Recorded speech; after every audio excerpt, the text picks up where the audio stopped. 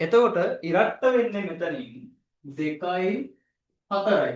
මේ දෙන්න තමයි ඉරට්ට වෙන්න ඕනි. ඒ කියන්නේ සම්භාවිතාවය අපිට ගන්න පුළුවන් ඔක්කොම පැති 4යි. ඒකෙන් දෙකක් තමයි වෙන්න පුළුවන්. එතකොට මේක අපිට ගන්න පුළුවන් 4න් 2යි. ඕනනම් අපිට මෙයා 2න් 1යි කියලා ගන්නත් පුළුවන්. 2න් 1යි කියලා ගන්නත් පුළුවන්.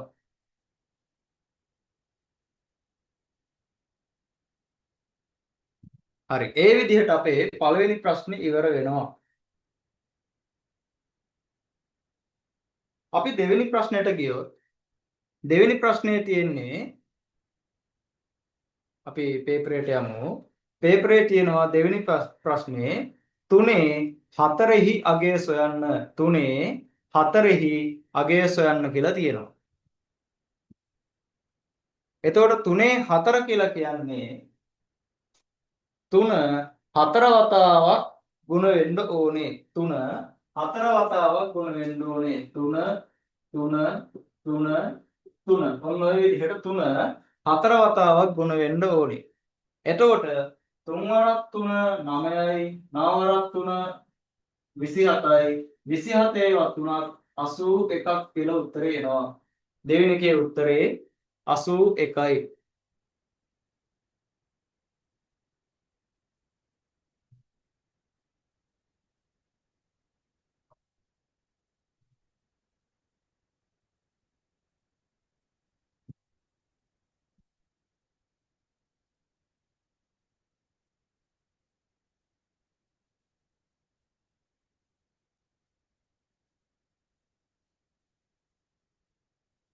ඊළඟ අපේ ප්‍රශ්නය ඊළඟ ප්‍රශ්නේ තමයි පිට්ටනියක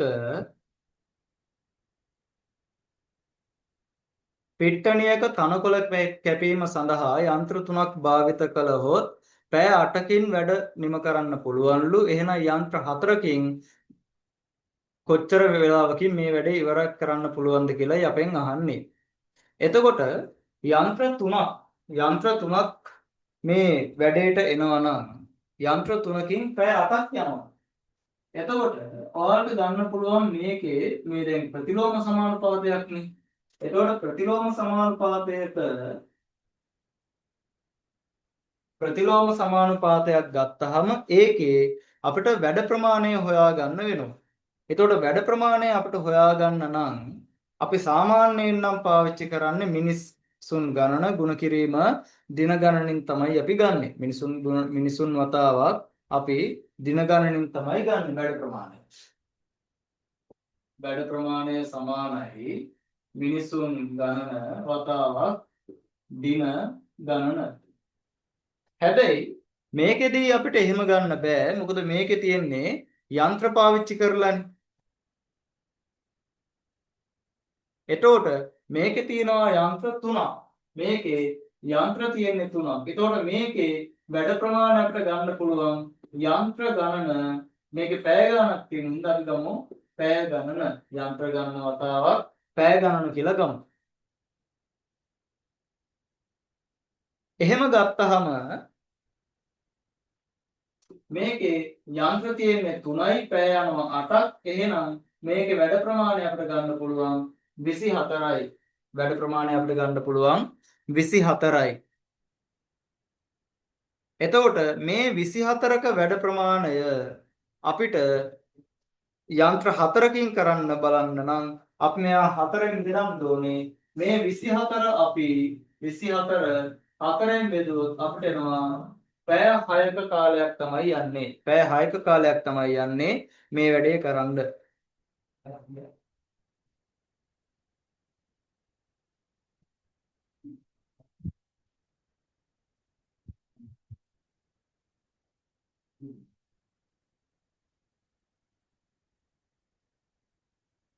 හතරවෙනි ප්‍රශ්නය රූපයේ දී ඇති තොරතුරු අනුව ABC කෝණයේ අගය සොයන්න කියලා තියෙනවා. එතකොට මේ තියෙන ඔයාලගේ පේපර් එක. එතකොට ඔයාලා දන්නවා ත්‍රිකෝණයක අභ්‍යන්තර කෝණ තුනේ එකතුව අංශක 180යි. ත්‍රිකෝණයක අභ්‍යන්තර කෝණ තුනේ එකතුව අංශක 180යි. දැන් මෙතන මේ තියෙන විදිහට 40යි 30යි කියලා තියෙනවා. එතකොට 40යි 30යි 70යි. එතකොට ඉතුරු කෝණය ගන්න නම් අනිවාර්යෙන් අපිට 180න් 70ක් අඩු කරන්න ඕනේ. 180න් 70ක් අඩු කරාම 180න් 70ක් අඩු කරාම අන්න අපිට එනවා 110යි කියලා. එතකොට උත්තරේ 110යි. උත්තරේ 110යි.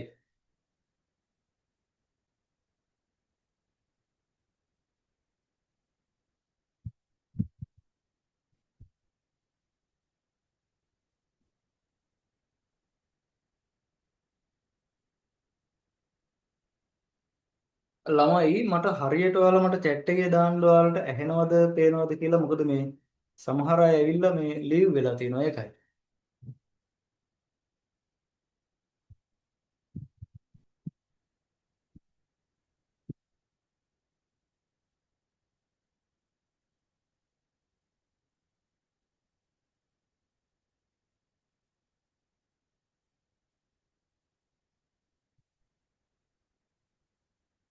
විහස් ඇහෙනවා නම් මට මේ දාන්නකෝ ඇහෙනවා කියලා. මේක හරියට පේනවා නම් එහෙමයි කියලා.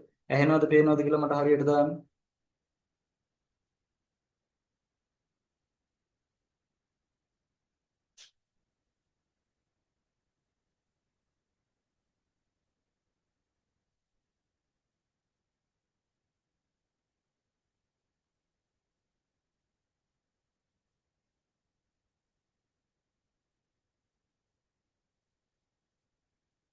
හරියට පේනව නේද ඔයාලට?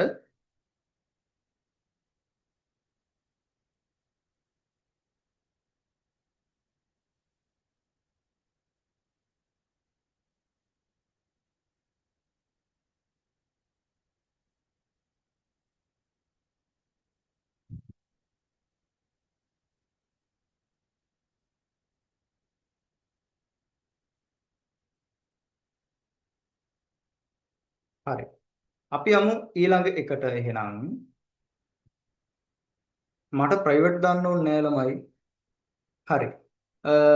සාධක සොයන්න x වර්ග ඍණ 7x ධන 12 x වර්ග ඍණ 7x ධන 12 මෙයාගේ සාධක හොයද්දී අපිට පුළුවන් මේකේ සාධක හොයන්න කෙටි ක්‍රමයකින් හොයන්නත් පුළුවන්. එහෙමත් නැත්නම් අපිට මේක හොයන්න පොඩි දිග ක්‍රමයකුත් තියෙනවා. හැබැයි මේක කෙටි ක්‍රමයෙන්ම හදන්න පුළුවන්. මොකද මේ x වර්ග ඉස්සරහා එක තියෙන හින්දා x වර්ග ඉස්සරහා එක තියෙන හින්දා අපිට මෙයාව කෙටි ක්‍රමයෙන්ම හදන්න පුළුවන්. එතකොට මතක තියාගන්න ඕනේ මුලින්ම බලන්න ඕනේ මේ කෙලවරේ ඉන්න එක්කෙනා කියන්නේ 12 හැදෙන්නේ ಗುಣ වෙලා. මෙන්න මෙයා හැදෙන්නේ ගුණිතයෙන්.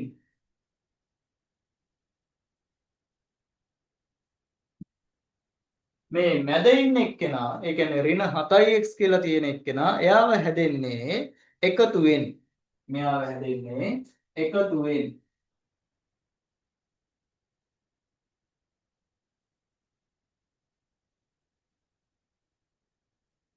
අපිට දැන් කෙටි ක්‍රමය ගත්තොත් පළවෙනිම දේ තමයි මේ විදිහට ඔයාලට පුළුවන් වරහන් දෙකක් දාගන්න. x වර්ගනේ x වර්ග හින්දා මෙතෙන්ටත් x මෙතෙන්ටත් x දාගන්න පුළුවන්. දැන් අපි බලමු මේ 12 හැදෙන්නේ කොහොමද? 12 හැදෙන්නේ ගුණිතය ගත්තාම 12 හදාගන්න පුළුවන් අපිට එක් වතාවක් 12 දෙවතාවක් 6 තුන් වතාවක් 4 ආයේ හතර වතාවක් කියන්නේ ওই ටිකම තමයි. එතකොට එක් වතාවක් 12 දෙවතාවක් 6 තුන් වතාවක් 4 ඕන්නම් හතර වතාවක් 3 6 වරක් 2 12 වරක් 1. එතකොට ඒකයි ලියන්න ඕනේ නැහැ. දැන් මේකේ මෙයාලා ගුණ වෙලා 12 එනවා ඒක හරි. හැබැයි බලන්න මෙයාලගේ මෙතන ලකුණ මොකද්ද තියෙන්නේ? ධන. ධන 12 හැදෙන්න නම් ಗುಣ වෙන්න ඕනේ ධන සංඛ්‍යා දෙකක්. නැත්නම් ලකුණු සමාන දෙකක්. ඍණ දෙන්න ගුණ වුණත් අපිට ලකුණු සමානයි. ඒකට අපිට ධන කියලා ගන්න පුළුවන්. ඒකට එක්ක ඍණ දෙන්නෙක් ගුණ වෙන්න ඕනේ නැත්නම් ධන දෙන්නෙක් ගුණ වෙන්න ඕනේ. එතකොට මේකේ නම් අපිට ගන්න පුළුවන් මෙයාලගේ ධන හින්දා එක්ක මේ දෙන්න ධන නැත්නම් මේ දෙන්න ඍණ. ඊළඟට මම තව පොඩි කෙටි ක්‍රමයක් කියන්නම්. මේකේ මෙන්න මෙතන ඍණ ලකුණ තියෙනවානේ. මෙතන ඍණ ලකුණ තියෙන හින්දා මෙතන අපි මේ ගන්න කට්ටියගෙන් වැඩි ලකුණ දැන් මේ 1.12 ගත්තොත් එයාගේ ලකුණ වැඩි එක්කෙනා ඍණ. එතකොට 6 ගත්තොත් 6 වැඩි එක්කෙනා ඍණ. 4 ගත්තොත් එයා තමයි ඍණ. ඒ කියන්නේ අපි මෙන්න මෙතන මෙයාගේ ලකුණ කියන්නේ අපි ගන්න කට්ටියගෙන් වැඩි එක්කෙනා තමයි ඍණ. එතකොට මෙයා ඍණ. දැන් මේ පැත්ත ඍණ. මෙයාගේ ලකුණ ධන හින්දා ගුණ වෙන දෙන්න ධනයි ගුණ වෙන දෙන්න සමානයි. ඒ හින්දා මේ පැත්ත ඍණ.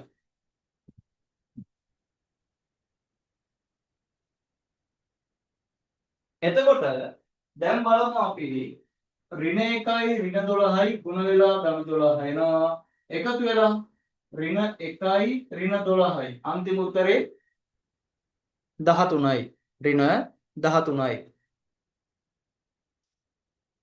ඍණ 2යි ඍණ 6යි අන්තිම උත්තරේ ඍණ 8යි.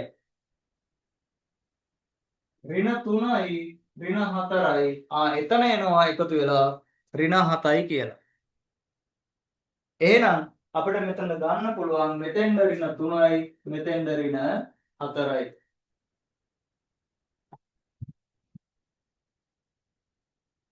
මම ආපහු කියනවා මේ විදිහේ සමීකරණයක අන්තිමය එන්නේ ಗುಣ වෙලා. අන්තිමය එන්නේ ಗುಣ වෙලා. එතකොට මෙයාගේ ලකුණ ධනයි. මෙයාගේ ලකුණ ධනයි කියන්නේ ಗುಣ වෙන දෙන්නගේ ලකුණු සමානයි. එක්ක දෙන්නම ඍණ නැත්තම් දෙන්නම ධන. ඊටත් පස්සේ මෙන්න මේ මැද එක්කෙනාගේ ලකුණ කියන්නේ අපි අර ගුණ කරන දෙන්නගේ වැඩි කෙනාගේ ලකුණ. මෙයා තමයි වැඩි කෙනාගේ ලකුණ. එතකොට අපිට ගන්න පුළුවන් ගුණිතයන් විදිහට මේ විදිහට එක්වරක් 12 දෙවරක් 6 තුන් වරක් 4 විදිහට අර මෙයාගේ ලකුණ වැඩි එක්කෙනා හින්දා අපි මේ පැත්ත ඍණ දානවා. හැබැයි මෙයාගේ ලකුණ ධන හින්දා ලකුණු සමාන වෙන්න ඕනේ. ඒතකොට මෙයා ඍණයි නම් මේ පැත්තේ කට්ටිය ඍණ. ඒ හින්දා අපි එකතුවක් ගත්තාම අපිට එන්නේ මේක තමයි උත්තරේ කියලා. එහෙනම් උත්තරේ හදාගමු. x ඍණ 3 වතාවක් x ඍණ 4 x ඍණ 3 වතාවක් x ඍණ 4.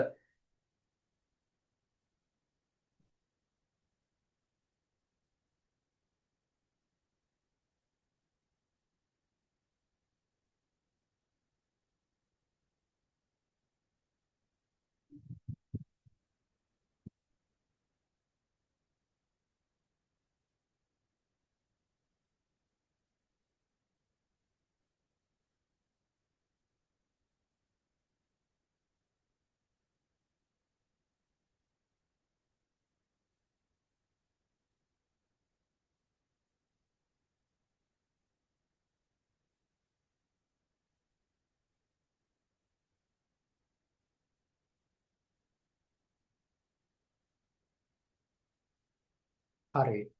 ඊළඟ ප්‍රශ්නය. ඊළඟ ප්‍රශ්නේ තියෙන්නේ ඔයාලට මෙන්න මේ විදිහට දීලා තියෙනවා රූපයක්.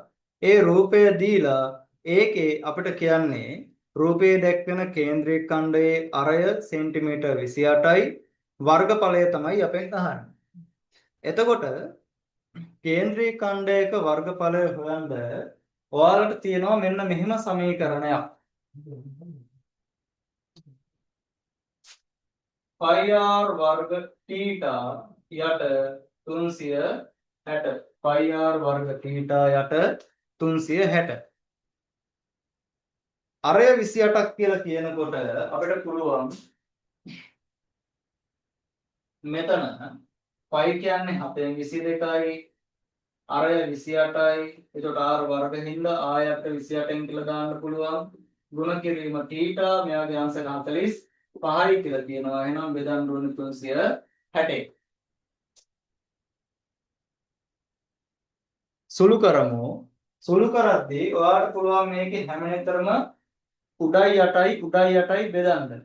එතකොට මෙතෙන්ට 7 වරක් 1යි මෙතෙන්ටම 7 වරක් 4ක් ගන්නවා.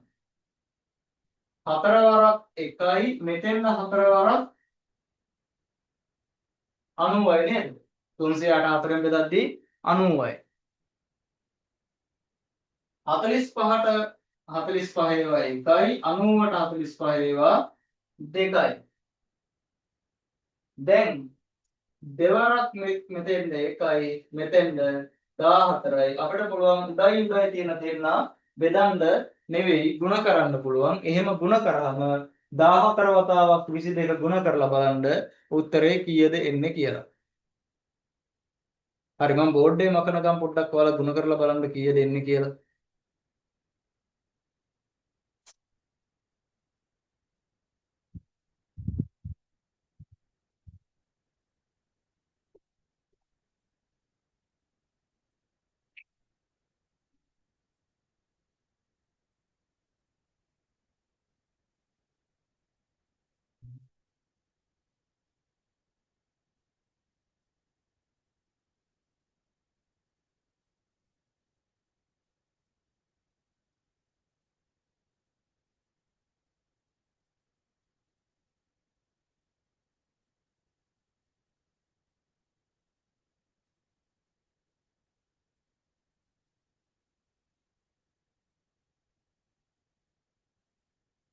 හරි ඔයාලා ಗುಣ කරලා බැලුවා නම් ඔයාලට උත්තරේ එනවා 308ක් කියලා වර්ග සෙන්ටිමීටර් 308ක් කියලා ඔයාලට උත්තරේ එනවා.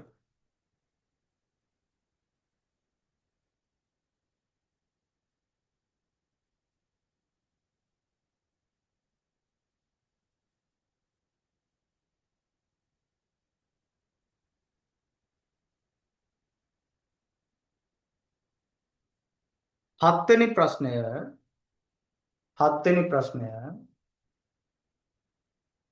රූපයේ දී ඇති කේන්ද්‍රික ඛණ්ඩයේ පරිමිතිය සොයන්න. රූපයේ දී ඇති කේන්ද්‍රික ඛණ්ඩයේ පරිමිතිය සොයන්න. හරි. මතක තියාගන්න දැන් පරිමිතිය කියලා කියන්නේ වටේ දිග. පරිමිතිය කියන්නේ වටේ දිග.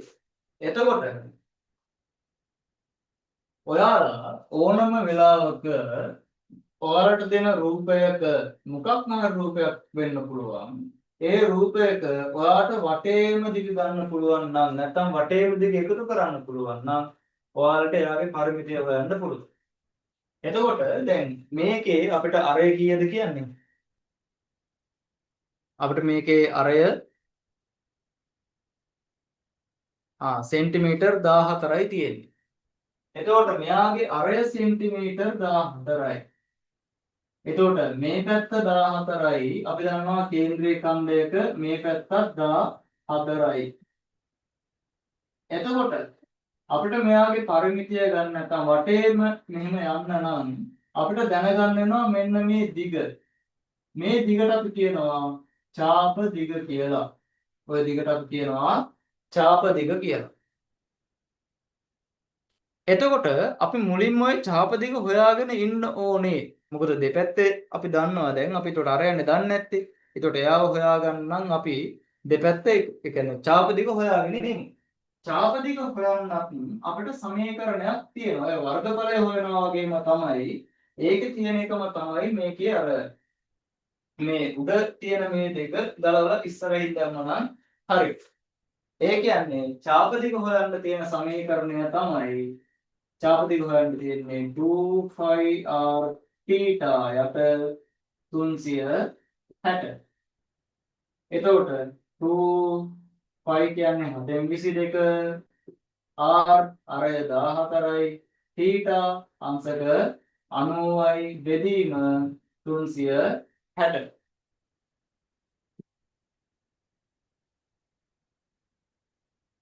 දැන් ඔයාලට පුළුවන් සුළු කරන්න මෙතන 7ක් 1යි මෙතෙන්ද 2යි මෙතනත් අපිට පුළුවන් 90ට 1යි මෙතෙන් එතකොට 4යි දෙවරක් 2 4යි අපිට එනවා චාප දිග සෙන්ටිමීටර් 22යි චාප දිග සෙන්ටිමීටර් 22යි මෙයා සෙන්ටිමීටර් 22යි කියලා එනවා චාප දිග 22යි අපෙන් අහන්නේ පරිමිතිය ඒ කියන්නේ පරිමිතිය කියන්නේ වටේ දිග අපි එකතු කරගෙන ගියොත් 14යි 14යි 22යි එකතු කරගෙන යන්න ඕනේ එතකොට ඔයාලට පුළුවන් 14යි මම දිගට එකතු කරන්න 14යි 14යි 22යි ඔක්කොම එකතු කරන් ඔයාලට එනවා සෙන්ටිමීටර් 50යි කියලා. ඔයාලට උත්තරේ එනවා සෙන්ටිමීටර් 50යි කියලා. හදාගන්න කට්ටිය හැදුවේ නැති කට්ටිය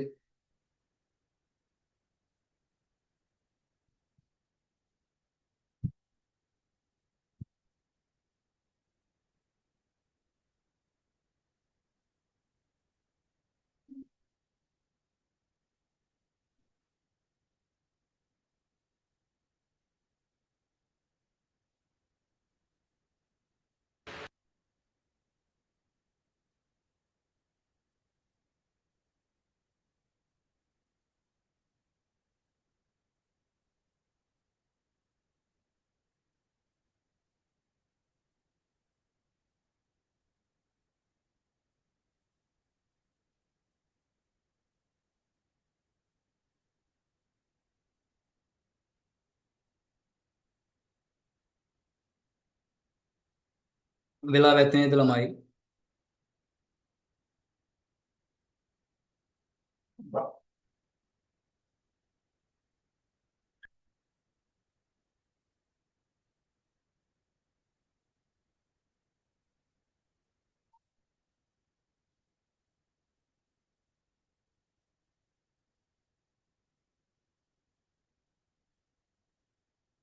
හරි වෙලාව ඇති.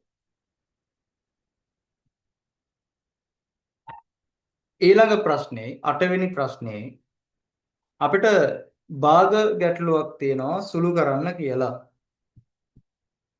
භාග ගැටලුවක් තියෙනවා 1.5න් 4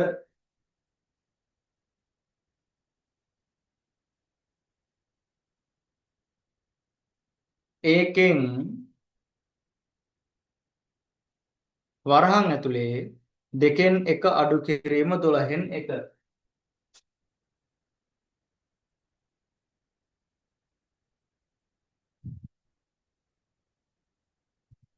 හරි. මේක බලමු අපි සුළු කරන්නේ කොහොමද කියලා. මතක තියාගන්න භාග ගැටලුවක තියෙන්නේ එකතු කරන්න, ಗುಣ කරන්න, බෙදන්න, අඩු කරන්න. ඔය තියෙන ටික තමයි තියෙන්නේ. ඊට අමතරව තමයි ඔය අල්නයන්න සහ වරහන් එන්නේ. අල්නයන්න කියන්නේ ಗುಣ කිරීම.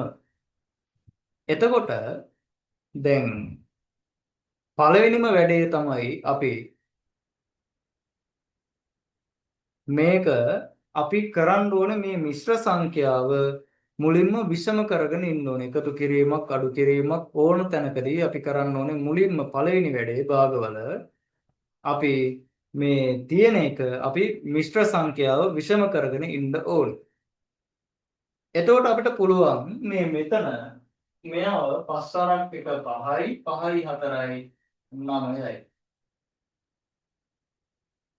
මේකෙන් මෙතන අපිට මේක අපි දන්නවා භාග අඩු කරන්න බෑ. භාග අඩු කරන්න බෑ. හරය සමාන නැතුව. ඉතින් මම හරය සමාන කරන්නම් මෙයා 12න් කියලා ලියාගෙන මෙයා 12න් කියලා ලියන්න නම් මෙයා ගුණ කරන්න ඕන 6න්. ඒතකොට මෙයා 6න් ගුණ කරනවා නම් මෙයා 6න් ගුණ කරන්න ඕනේ. අඩු කිරීම 12න් 1යි. එතකොට මෙතනින් වාට එනවා 5න් 9 අල්නෑම කියන්නේ ගුණ කිරීම මෙතනින් අඩු කරාම 12න් 5යි. දැන් ಗುಣ කරද්දී අපිට උඩ යට කපන්න පුළුවන්. ඒ කියන්නේ උඩ යටයි එකම සංඛ්‍යාවකින් බෙදන්න පුළුවන්. ඉතින් මෙයා 5 1යි මෙයාට 5 ඒවා 1යි මෙතන 9 වරක් 1 9යි 1 වරක් 12 12යි කියලා 12න් 9 කරන්න පුළුවන්. හැබැයි මේ දෙන්නම අපිට 3ෙන් බෙදන්නත් පුළුවන්. මෙයා 3ෙන් බෙදුවහම මෙතෙන්ද 3යි මෙයා 3ෙන් බෙදුවහම මෙතෙන්ද 4යි උත්තරේ වාට එනවා 4ෙන් 3යි කියලා. ඒතකොට උත්තරේ 4ෙන් 3යි.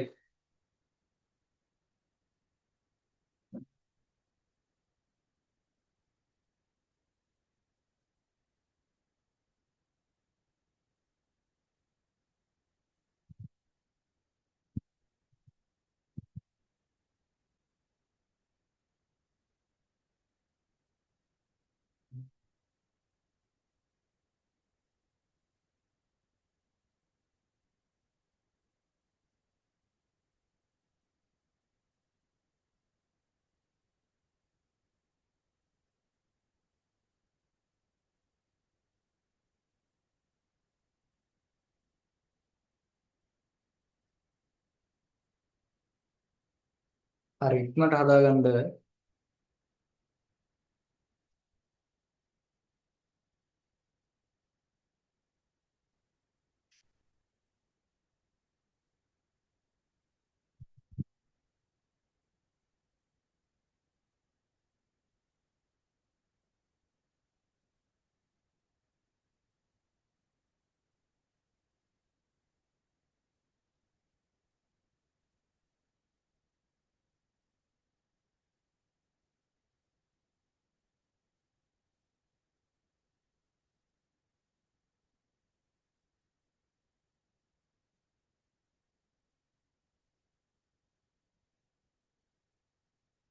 හරි අපි යමු ඊළඟ ප්‍රශ්නෙට එන්නම්.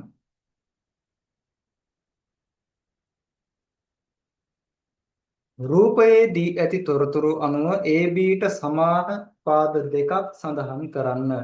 රූපයේ දී ඇති තොරතුරු අනුව ABට සමාන පාද දෙකක් සඳහන් කරන්න කියලා තියෙනවා. එතකොට මේකේ තියෙන මෙහිම රූපයක් නේ.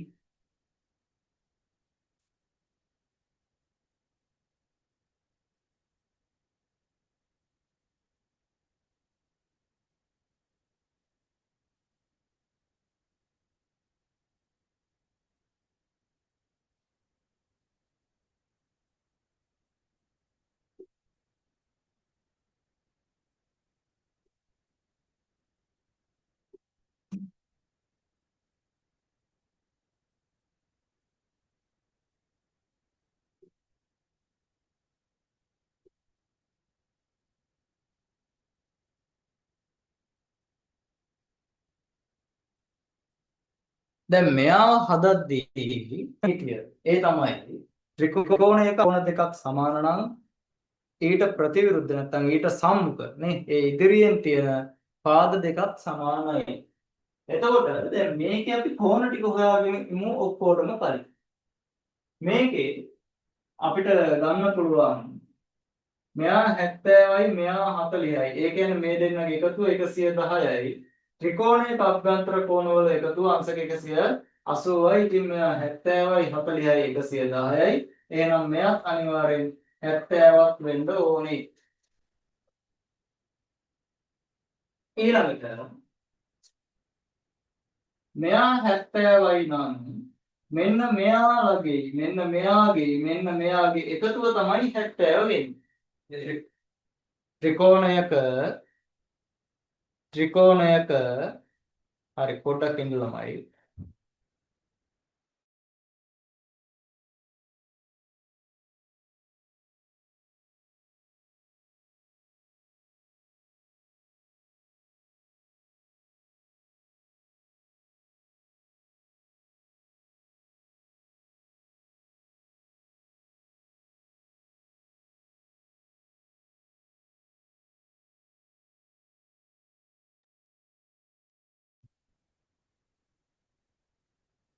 ත්‍රිකෝණයක අභ්‍යන්තර ත්‍රිකෝණයක එක් පාදයක් දික් කිරීමෙන් සෑදෙන බාහිර කෝණය ඊට අභ්‍යන්තර මේ සම්මුඛ කෝණ දෙකේ එකතුවට සමානයි. ඒතකොට මෙයාගේ එකතුව තමයි මෙයාගෙන් නිරූපණය වෙන්නේ. ඒතකොට මෙයා 35යි නම් මෙයාත් 35ක් වෙන්න ඕනෙමයි. මොකද මෙයා 70 වෙන්නේ එතකොට. අපිට කියන්නේ මෙන්න මේ AB රේඛාව. මෙන්න මෙයා ඉන්නවානේ. මෙන්න මේ රේඛාවට සමාන පාද දෙකක් තමයි අපිට නම් කරන්න කියලා කියන්නේ. එතකොට අපිට ගන්න පුළුවන් මෙයා තමයි AB මෙයාට සමානයි කියලා ගන්න පුළුවන්. දැන් බලන්න මෙන්න මේ කෝණේ මේ කෝණේ සමානයි කියන්නේ ඒ ඉස්සරහා තියෙන පාද සමානයි. කියන්නේ මෙයයි සමානයි. මේ කෝණ දෙක සමානයි කියන්නේ මෙයා ඉස්සරහින් තියෙන මෙයා ඉස්සරහින් තියෙන මෙයයි සමානයි. ඒතකොට පේනවාද AB ට BC කියන පාදයයි ඒ කියන්නේ AB 7යි නම් BC 7යි AD 7යි. එතකොට AB ට සමාන පාද කිව්වහම එකක් අපිට BC දාන්න පුළුවන් අනිත් එක අපිට AD දාන්න පුළුවන්. BC දාන්න පුළුවන් එහෙමත් නැත්නම් AD දාන්න පුළුවන්.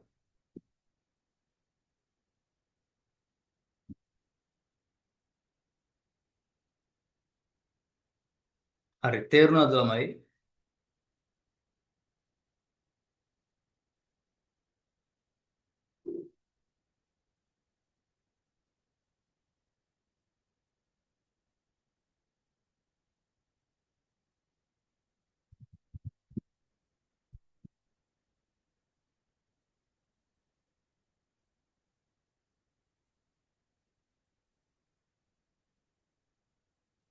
හරි අපි යමු එහෙනම් ඊළඟ ප්‍රශ්නයට.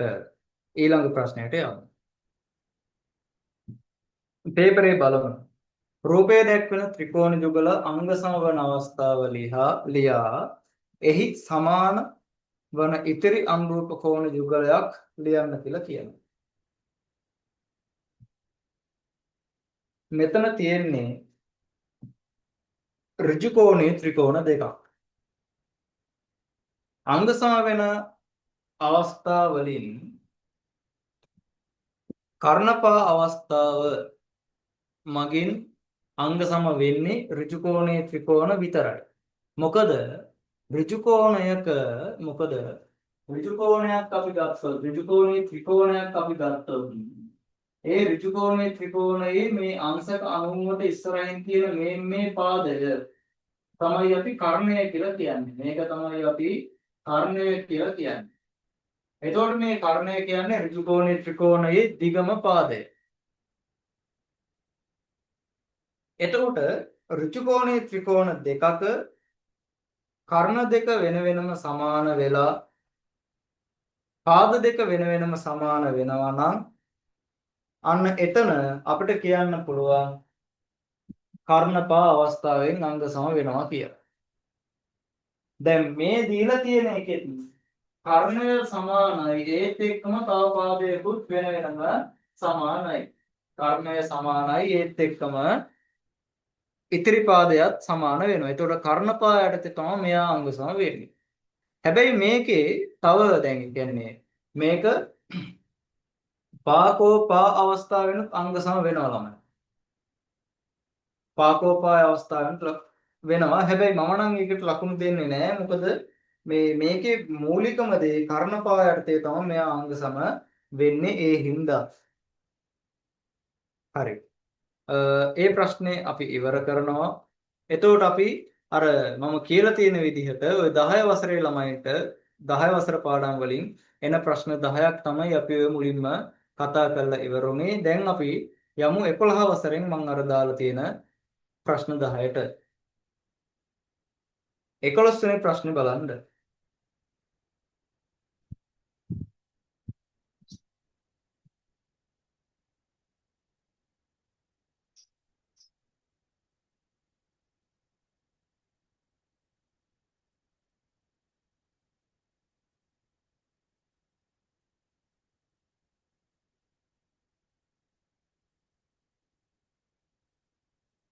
දැන් 11 වෙනි ප්‍රශ්නේ තියෙන්නේ x ඍණ 2 x ධන 3.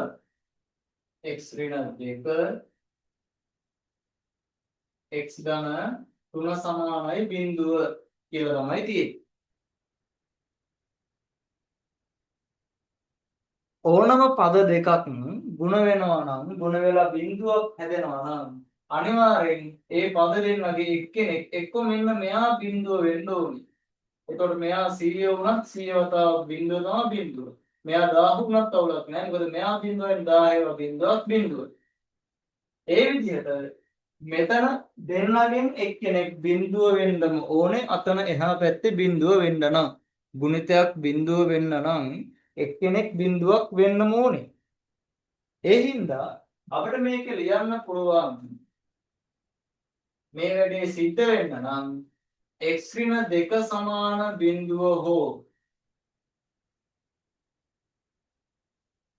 x ධන 3 සමාන බිඳුව වෙන්න ඕනේ කියලා ලියන්න පුළුවන්.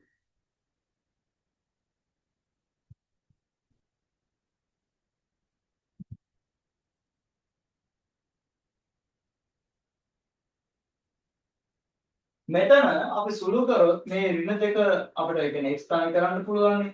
x තනි කරන්න මේ ඍණ දෙක එහා පැත්තට යනවා. ඒකට ධන 2යි. හෝ මෙතන x මේ ධන 3 එහා පැත්තට ගියාම ඍණ 3. එහෙනම් x ට එන්න පුළුවන් අගයන් දෙකයි. x ධන 2 හෝ x ඍණ 3 වෙන්න ඕනේ.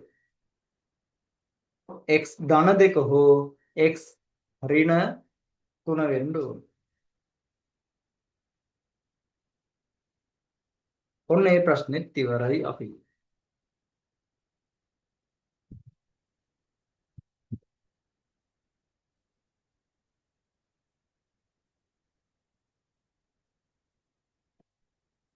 අපි 12 වෙනි ප්‍රශ්නෙට යමු. හදාගත්තේ නැත්te කට්ටිය හදාගන්න මම විනාඩියක් ඔය විදිහට තියලා තියන්නම්. විනාඩියක් නම් ඕනේ නැහැ නේ ළමයි. පොඩි වෙලාවක් තියන්නම් හදාගත්තේ නැති කට්ටිය.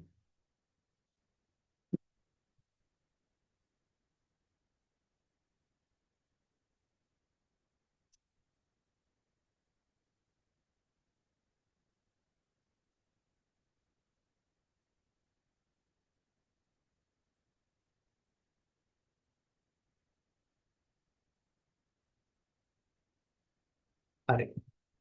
12 වෙනි ප්‍රශ්නය ඝන සිලින්ඩරයක පතුලේ අරය සෙන්ටිමීටර් 7ක් වන අතර පරිමාව ඝන සෙන්ටිමීටර් 1540ක් වේ. සිලින්ඩරයේ උස තමයි අපෙන් අහන්නේ. එතකොට ළමයි ඔය පරිමාව වුණාම පරිමාව හොයන්න පුළුවන් ඕනම ඝන වස්තුවක පරිමාව හොයන්න පුළුවන් අපිට මෙහෙම. ඒ කියන්නේ දැන් ඔය සිලින්ඩර් එක එහෙම ගත්තාම එයාලගේ හරස්කඩ එකයි වෙනස් වෙන්නේ නැහැ. ඒතකොට හරස්කඩ ඒකාකාර වීම අනුව අපිට ඝන වස්තු වෙන් කරන්න පුළුවන්. හරස්කඩ ඒකාකාරයි නම් ඒවා වෙනම, ඒකාකාර නොවේ නම් වෙනම. දැන් ගෝලයක එහෙම ගත්තොත් හරස්කඩ එකම වෙන්නේ නැහැ. එකම වෙන්නේ නැහැ. හැබැයි සිලින්ඩරයක එහෙම නෙවෙයි. සිලින්ඩරයක හරස්කඩ එකම විදිහට තමයි තියෙන්නේ. හරස්කඩ එකම විදිහට තමයි තියෙන්නේ.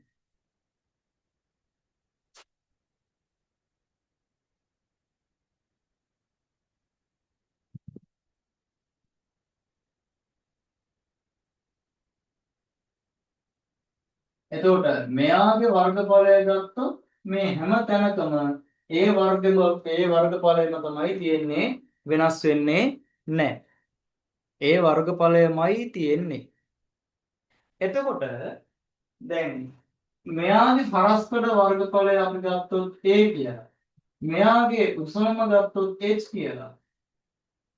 හරස්කඩ වර්ගඵලය අපි ගුණ කරොත් h ගෙන්. අන්න එතන අපිට එයාගේ පරිමාව ගන්න පුළුවන්. පරිමාව ගන්න පුළුවන්. එතකොට මතක තියාගන්න ඕනම අවස්ථාවකදී හරස්කඩ ඒකාකාර වෙනවා නම් ඝන වස්තුවක අන්න එතන හරස්කඩ වර්ගඵලය වතාවක් උසෙන් අපිට ගන්න පුළුවන් එයාගේ පරිමාව. දැන් මේ සිලින්ඩරයක විශේෂයි මේ හරස්කඩ කියන්නේ වෘත්තයක්. ඒකට මේ වෘත්තයේ වර්ගඵලය අපිට ගන්න පුළුවන් 5r වර්ගයෙන්. එතකොට උස අපි දන්නවා නම් 5r වර්ග h වලින් අපිට එයාගේ පරිමාව ගන්න පුළුවන්. 5r වර්ග h වලින් එයාගේ පරිමාව ගන්න පුළුවන්. එතකොට මෙතන අපිට පරිමාව දීලා තියෙනවා 1540 කියලා දීලා තියෙනවා. අපි කරන්න ඕනේ මේ හොයන්න තියෙනවා අපිට මොකක්ද හොයන්න තියෙන්නේ? අපිට හොයන්න තියෙන්නේ මේකේ උස. එහෙනම් අපි කරන්න ඕනේ මේ අපි දන්න ඒ වගේ අපි සමීකරණයක් හදාගන්න ඕනේ. අපි දන්න සමීකරණයක් මේක ලියමු එහෙනම්. මෙයාගේ පරිමාව සමානයි pi r වර්ග h. මෙයාගේ පරිමාව සමානයි pi r වර්ග h.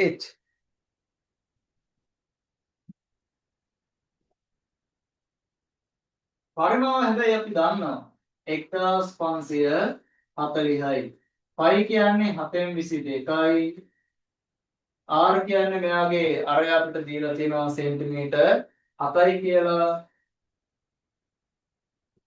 උස අපි දන්නේ නැහැ. මම h විදිහට තනි කරනවා.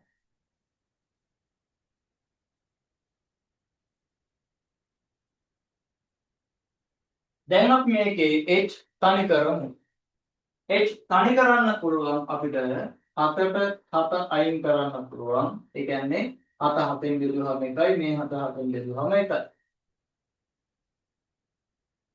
ඊළඟට මෙතන කෙලින්ම ගුණ කරලා ගත්තොත් 22 7ක් 154 වතාවක් h තමයි මේ පැත්තේ 1540ක් වෙන්නේ. 1540ක් වෙන්නේ. ඒ කියන්නේ මේක අනිත් පැත්ත හරවලා පිළිගුවොත් 154ක් h සමානයි 1540යි. එහෙනම් h හොයන්න අපි දෙපැත්තම 154න් බෙදන්න ඕනේ. මොකද මෙයා h 154න් ගුණ වෙලා තියෙන හින්දා. එහෙම බෙදුවහම අන්න අපිට එනවා h සමානයි 1540 154න් බෙදද්දි 10යි මොනවාද මේ සෙන්ටිමීටර්. එහෙනම් උස සෙන්ටිමීටර් 10යි. උස සෙන්ටිමීටර් 10යි.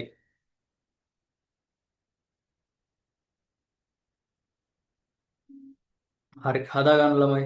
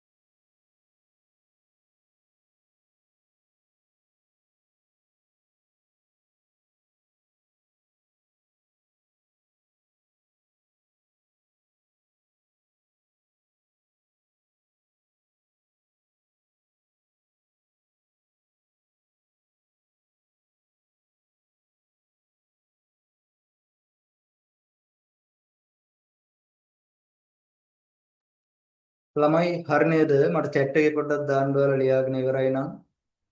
chat එකේ දාන්න ලියලා ඉවරයි නම් මට බෝඩ් එක මකන්න.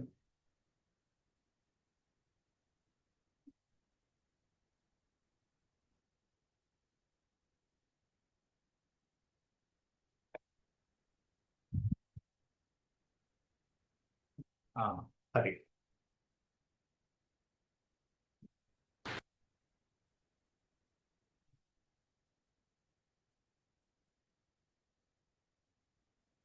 අපි යමු ඊළඟ ප්‍රශ්නයට ළමයි. එහෙනම් 13 වෙනි ප්‍රශ්නය. කේන්ද්‍රය O වූ වෘත්තයේ දත්ත අණුව XC අගය සොයන්න කියලා තමයි කියන්නේ. කේන්ද්‍රය O වූ වෘත්තයේ දත්ත අණුව XC අගය සොයන්න. මම බෝඩ් එකට යන්නම්.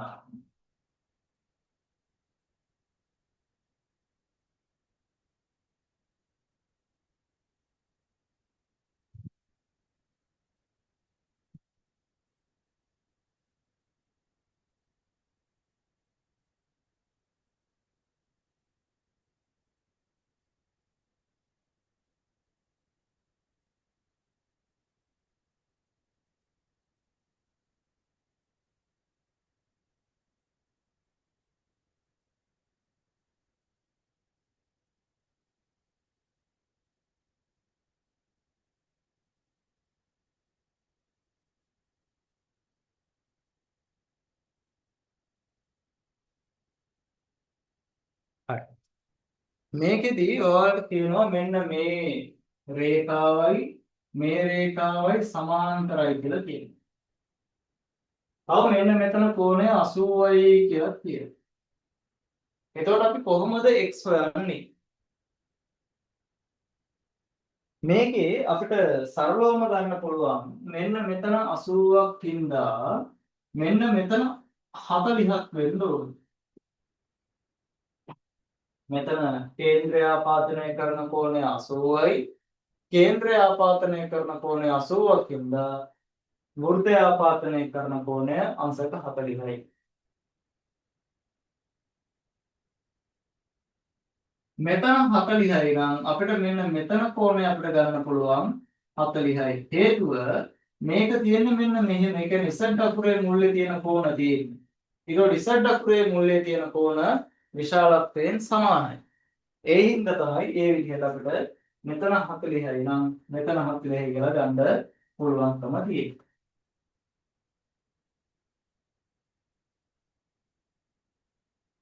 මෙතන 40යි මෙතන 80යි නම් අපිට මෙන්න මෙතන කෝණය ගන්න පුළුවන්. අපි දන්නවා ත්‍රිකෝණයක අභ්‍යන්තර කෝණ තුන එකතු වහන්සේ 180යි. 80යි 40යි කියන්නේ 120යි. එහෙනම් මෙතන අපිට එනවා අංශක 60යි කියලා. මෙතන 60යි නම් x කියන්නේ අංශක 60යි. හේතුව එයාලා ඇවිල්ලා ප්‍රතිමුඛ කෝණ මේ ඇවිල්ලා ප්‍රතිමුඛ කෝණ. ඒ හින්දා තමයි අංශක 60ක් වෙන්නේ.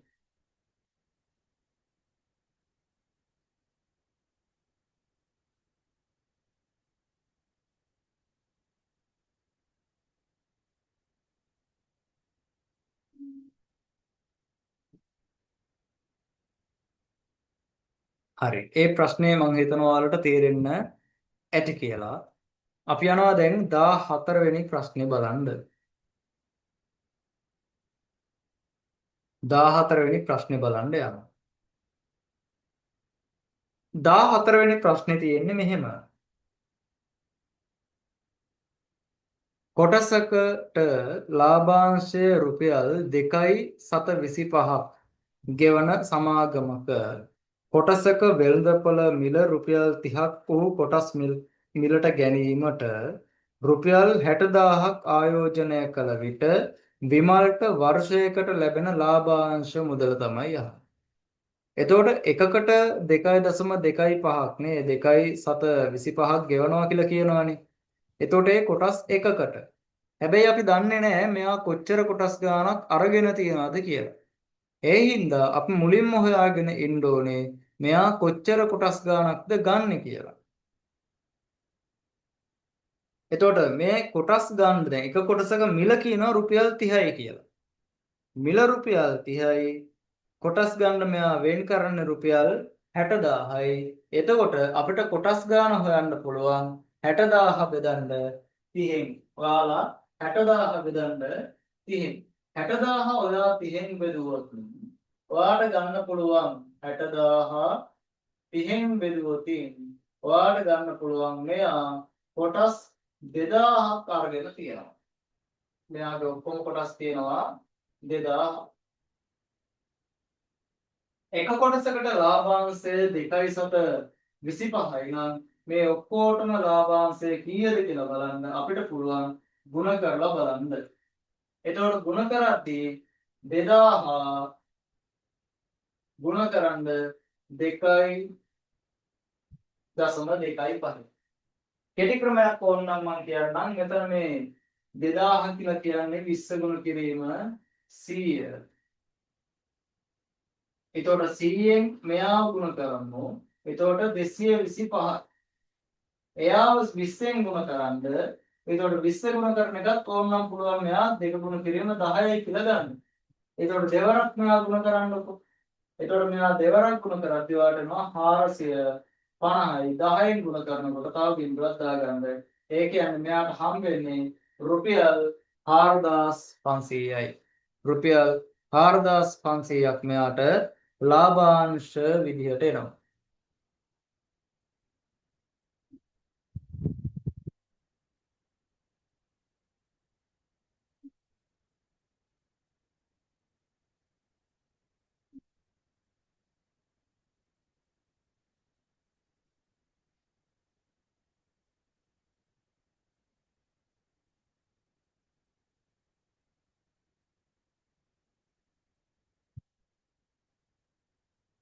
ඊළඟ ප්‍රශ්නෙටත් අපි යමු. මම හිතනවා වෙලාව ඇති ඔයාලට කියලා. 15 වෙනි ප්‍රශ්නේ. ඔයාලට තාම මේ පාඩම් උගන්වලා නැත්නම් කලබල වෙන්න ඕනේ නෑ ළමයි. උගන්වලා නැත්නම්.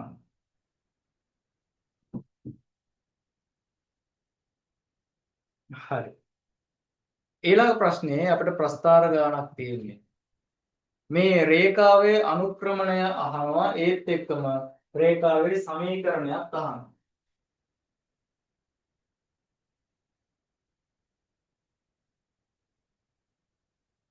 රේඛාවේ අනුක්‍රමණය හොයන්න නම් අපි කරන්න ඕනේ මෙයාගේ මේ y වෙනස මොනවා හරි ලක්ෂ දෙයක් අරගෙන එයාලගේ y වෙනස ඔයා බෙදන්න ඕනේ x වෙනසින්.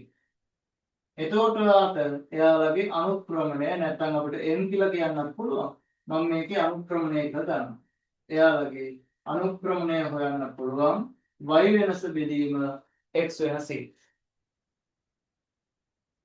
මෙතන තියෙන ලක්ෂ දෙක තමයි 6.5.2 6.5.2 මෙයා තමයි ලක්ෂ අපිට දීලා තියෙන්නේ. එතකොට මම මේකට ලියන්නම් තියෙන්නේ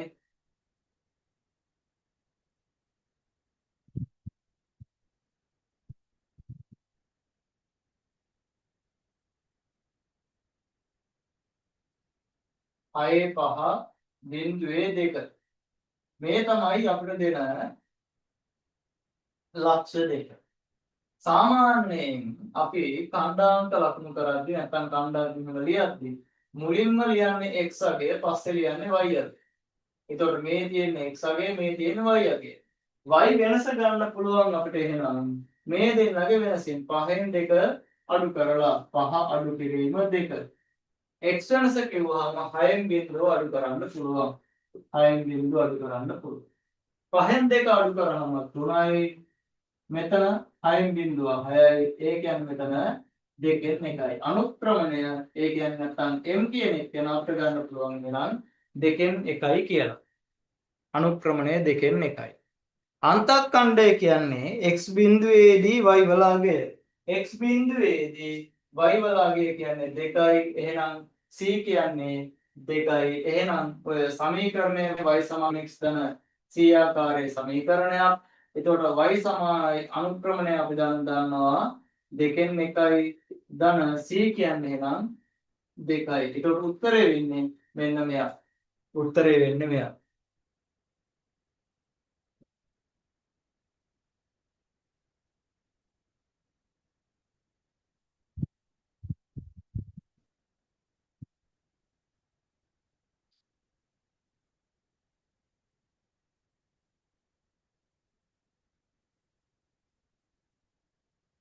හරි ඉක්මනට හදාගමු.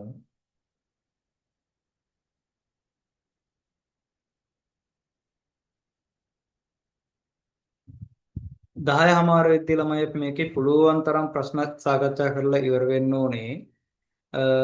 ඒ හින්දා ඉක්මනට හදාගමු. ඊට පස්සේ අපිට 16 වෙනි ප්‍රශ්නටත් යන්න පුළුවන්. ඒත් ප්‍රශ්න 20යි තියෙන්නේ කෙටි ප්‍රශ්න. ඊට පස්සේ ටිකක් ලොකු ප්‍රශ්න වලට අපිට යන්න පුළුවන්.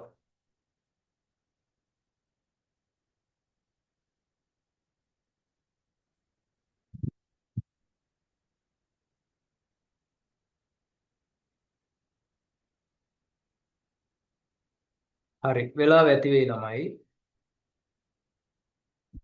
වෙලාව ඇති නේද? chat එකේ පොඩ්ඩක් දාන්න ළමයි වෙලාව ඇති නේද?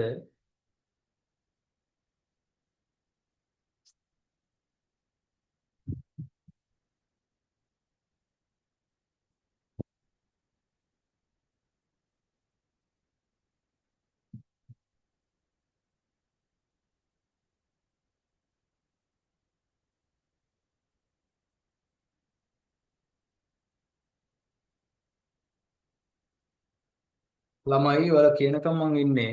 වෙලාව ඇති නම් ඇති කියන්න.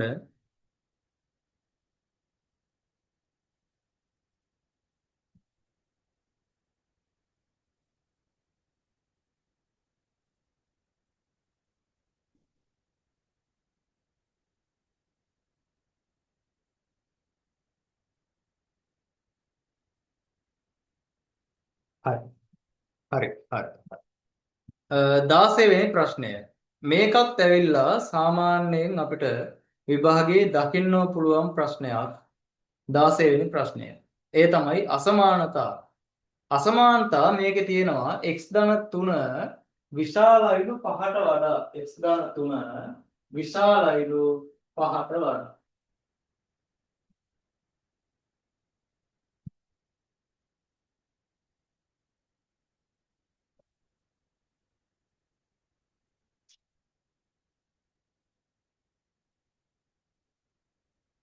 මතක තියාගන්න අසමානතා විසඳද්දී අපි කරන්න ඕනේ අසමානතා විසඳද්දිත් අපි කරන්න ඕනේ මුලින්ම අර සමීකරණ කරනවා වගේ x ව තනි කරගෙන ඉන්න. x ව තනි කරන්න මෙයාගේ මෙතන ධන 3 තියෙනවා. එතකොට මේ ධන 3 අපි අයින් කරගමු. එහෙම අයින් කරගද්දී අපිට පුළුවන් මේ ධන 3 එහා පැත්තට ගියාම ඍණ 3 වෙනවා. පැත්තම මාරු වෙද්දී ලකුණ මාරු වෙනවා. එතකොට x 5න් 3ක් අඩු වෙනකොට අන්න අපිට 2යි කියලා ගන්න පුළුවන්. අසමානතාවය ওই විදිහට මුලින්ම x ව තනි කරන්න ඕනේ. ඊට පස්සේ අපි බලන්න ඕනේ මේකේ මොකද්ද මේ කියන්නේ? මෙහෙම අසමානතාවයක් තිබ්බොත් මේ තියෙන්නේ ලොකු පැත්ත, මේ තියෙන්නේ පොඩි පැත්ත. ඒ කියන්නේ දෙක පොඩි x ලොකුයි. x කියන එක්කෙනා දෙකට වඩා විශාලයි. x කියන එක්කෙනා දෙකට වඩා විශාලයි. කවුද උපාධ්‍යා ඔයාගේ මයික් එක පොඩ්ඩක් ඔෆ් කරගන්න ඔයාගේ ඇහෙනවා. හරි. ඔයාගේ කැම් එකත් ඔන් වෙලා තියෙන්නේද? හරි. උපාධ්‍යා හරි. එතකොට මේකේ x ලොකුයි දෙකට වඩා. දෙකට වඩා ලොකුයි කියලා කිව්වහම 3 4 5 6 විදිහට අපිට ඕන තරමක් දිගට අපිට ගන්න පුළුවන්. ඕන තරමක් ගන්න පුළුවන්. හැබැයි අහන්නේ මොකද්ද? නේද? මේ බලන්න. එතකොට මම කියපු කතාව මම මේකේ කැමරාව ඉස්සරහ දැන් නෑ මම හිතන්නේ. එතකොට x එකතු කිරීම 3 විශාලයිලු 5ට වඩා. එතකොට අසමානතාවයක් වගේ අපි කරන්න ඕනේ මුලින් x ව තනි කරන එක. ධන 3 එහා පැත්තට ගියාම ඍණ 3 වෙනවා. එතකොට x විශාලයි දෙකට වඩා. දෙකට වඩා විශාලයි කිව්වහම x ට 3 4 5 6 7 8 9 10 ඕන එකක් ගන්න පුළුවන්. හැබැයි දැන් මේකේ අහන්නේ අඩුම අගේ x ට ගන්න පුළුවන් අඩුම කෙනා 3. ඒ හින්දා උත්තරේ විදිහට එන්නේ මෙතන 3. උත්තරේ විදිහට එන්නේ 3.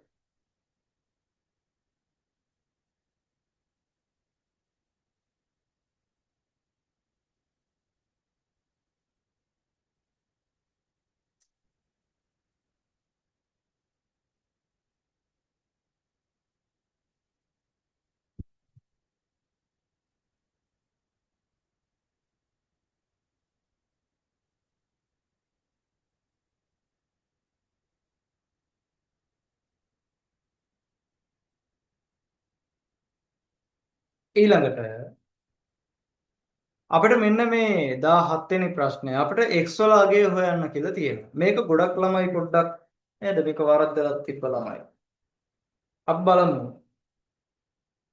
ඔය දීලා තියෙන රූපේ ගත්තාම ඔය ඇවිල්ලා ඍජු කෝණී ත්‍රිකෝණයක් දීලා තියෙන්නේ.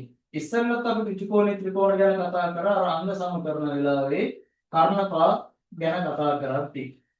හැබැයි දැන් මෙතන මේ ඍජු කෝණී ත්‍රිකෝණය දීලා තියෙනවා. මේකේ තියෙන වැදගත්ම දේ තමයි ඍජු කෝණී ත්‍රිකෝණ වලදී පයිතගොරස් සම්බන්ධය දාන්න පුළුවන්. පයිතගොරස් සම්බන්ධය දාන්න පුළුවන්. එතකොට මේ පයිතගොරස් සම්බන්ධයෙන් කියවෙන්නේ ළමයි මේ ඍජු කෝණය නැත්නම් අංශක 90 සෑදීමට දායක වන පාද දෙන්නගේ මෙයා A කියලා ගත්තොත් මෙයා B කියලා ගත්තොත් ඒ දෙන්නගේ වර්ගවල එකතුව. අපි හිතමු මෙයා 3යි මෙයා 4යි කියලා. එහෙනම් 3ේ වර්ගය 4ේ වර්ගය සමාන වෙන්න ඕනෙලු මේ කර්ණයට මම කර්ණය කියන්නේ මොකක්ද කියලා ඉස්සෙල්ලා කිව්වා. මේ කර්ණයේ වර්ගයට සමාන වෙන්න ඕනලු. කර්ණය C කියලා ගත්තොත් C වල වර්ගයට සමාන වෙන්න ඕනලු. මේක තමයි පයිතගොරස් සම්බන්ධයෙන් කියන්නේ. එතකොට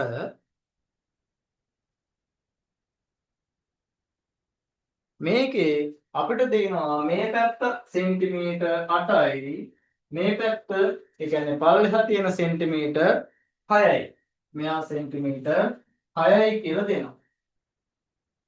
එතකොට අපිට මෙයාව ගන්න පුළුවන් ඔක්කොම මෙතන 6යි වර්ගය එකතු කිරීම 8යි වර්ගය සමානයි c වල වර්ග. ඒ කියන්නේ මෙතන 36යි මෙතන 64යි c වල වර්ග. එතකොට c වල වර්ග කියන්නේ ළමයි එහෙනම් 100. c වල වර්ග කියන්නේ 100. ඒ කියන්නේ c කියන්නේ නැත්නම් කර්ණයේ දිග අපිට ගන්න පුළුවන් c සමානයි 10ක් කියලා. මොකද දෙකක් තමයි වර්ගමූලය දැම්මට පස්සේ 10 100 වර්ගමූලය 10යි.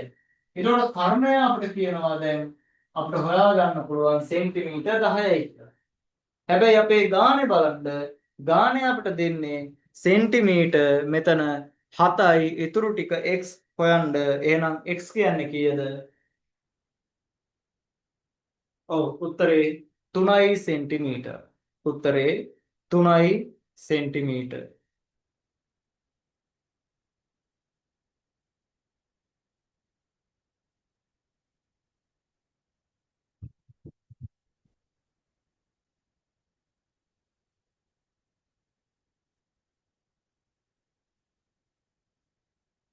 ඊළඟ ප්‍රශ්නය යමු.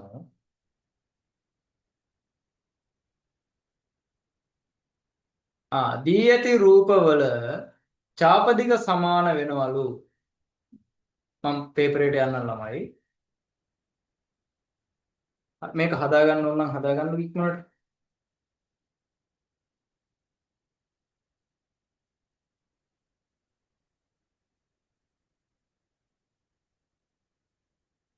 විහස් මට හදාගෙන ඉවරලා මට කියන්න.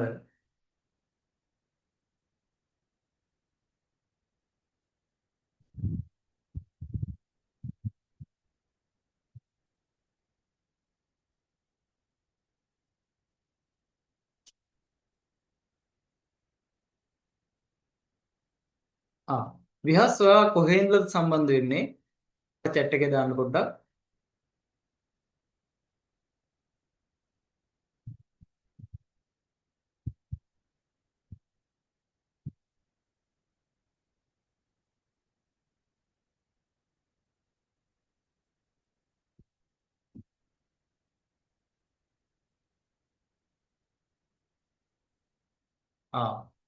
හරි හරි හරි. අපි මේක දිගටම කරගෙන යමු. ඔයාලගේ සාමාන්‍ය පෙළ විභාගෙට ළමයි සාමාන්‍ය පෙළ විභාගෙට ඔයාලා ගන්නවා තව තියෙන්නේ පොඩි කාලයක්. එතකොට ඒකට ඔයාලා සෑහෙන්න මහන්සි වෙන්න ඕනේ. දැන් මාත් සෑහෙන්න මහන්සි වෙනවා ඒ හින්දා. එතකොට ඔයාලත් සෑහෙන්න මහන්සි වෙන්න ඕනේ. මොකද අපේ ටාගට් එක තියෙන්නේ 100ට මෙන්න මේක ගන්න නේ. අපි 80කට යන්න තමයි අපේ මේ ටාගට් එක තියෙන්නේ. එතකොට එතෙන්න යන්න අපි සෑහෙන්න මහන්සි වෙන්න වෙනවා. එතකොට මම ඔයාලට කියලා තියෙන විදිහට එන පාඩම් ඔක්කොම වගේ මම මේ මාස පහේ කොහොම හරි ඔයාලට පේපර් වලින් පන්ති වලින් ආවරණය කරනවා කල්තියාම. ඒ හින්දා මේකත් එක්ක එක දිගටම ඉන්න දන්න යාළුවන්ට ඒ ඔක්කොටම පණිවිඩය දෙන්න. මේ පේපර් වැඩේ අපි හරියටම කරගෙන ගියොත් ඔයාලට දැන් ඇත්තටම ළමයි ප්‍රශ්නේ තියෙන්නේ ගොඩක් පන්ති වල ඔයාලට තේරෙන්නේ නැතුව නෑනේ. ඔයාලට තේරෙනවා. හැබැයි ප්‍රශ්නේ තියෙන්නේ විභාගේ ලඟ වුණාට පස්සේ මුකුත් ඔයාලට මතක නැහැ. ඒ මුකුත් ඔයාලට මතක නැහැ. ඒකේ ප්‍රශ්නේ තියෙන්නේ අර ඔයාලා නැවත නැවත ඒක යෙදෙන්නේ නැහැ. ප්‍රැක්ටිස් එකයි මදි. ඒ හින්දා පුළුවන් තරම් ඔයාලා මේ පේපර් කරලා මේ ප්‍රැක්ටිස් එක හදාගන්න. ඒ ප්‍රැක්ටිස් එක හදාගත්තට පස්සේ ඔයාලට ගාන දැකපු ගමන් ඒ ගාන හදන්න පුළුවන්. ඒකයි මේ පේපර් දීලා මෙහෙම කරගෙන යන්නේ.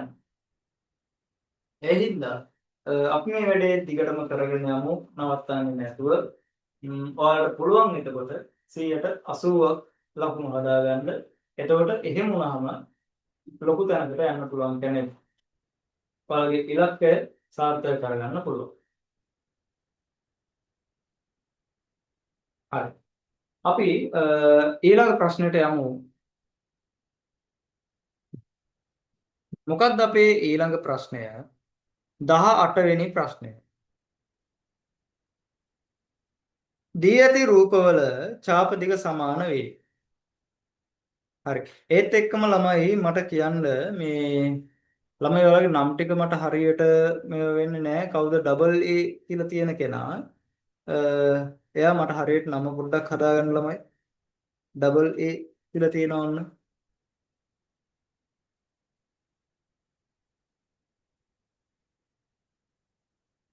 මට පොඩ්ඩක් කියන්න එයා මේ ඔයා එනවා යනවා සිග්නල් ප්‍රශ්නයක්ද තියෙන්නේ?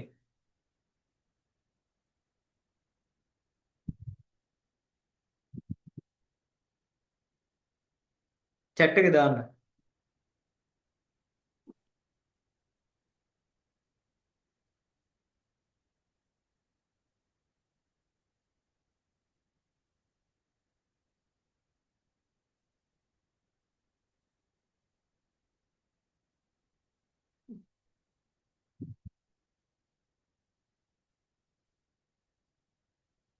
chat එකේ message කරන්න chat එකේ දාන්න කවුද මේ ඒ කියලා නම තියෙන්නේ කවුද?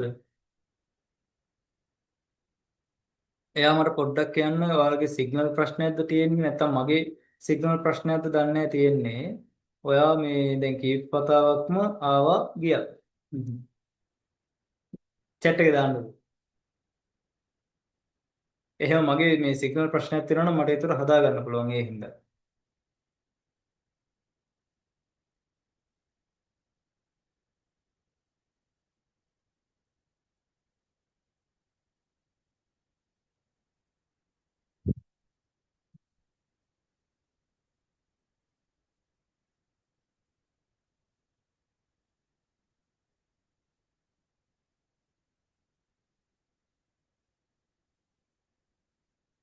ආ ආ ආ ආ ආ හරි හරි හරි.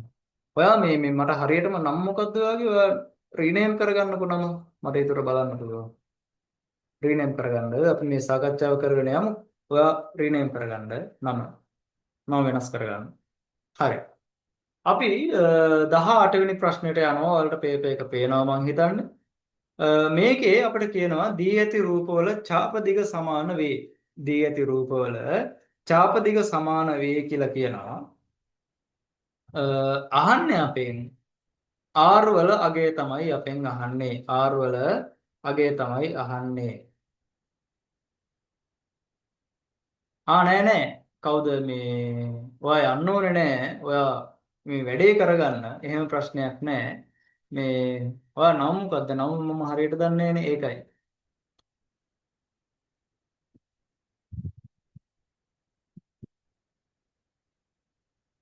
දී ඇති රූපවල ඡාප දිග සමානයි. අපිට පුළුවන් මේකේ ඡාප දිගට සමීකරණ දෙක හදාගන්න ඡාප දිග සමාන හින්දා. එතකොට දැන්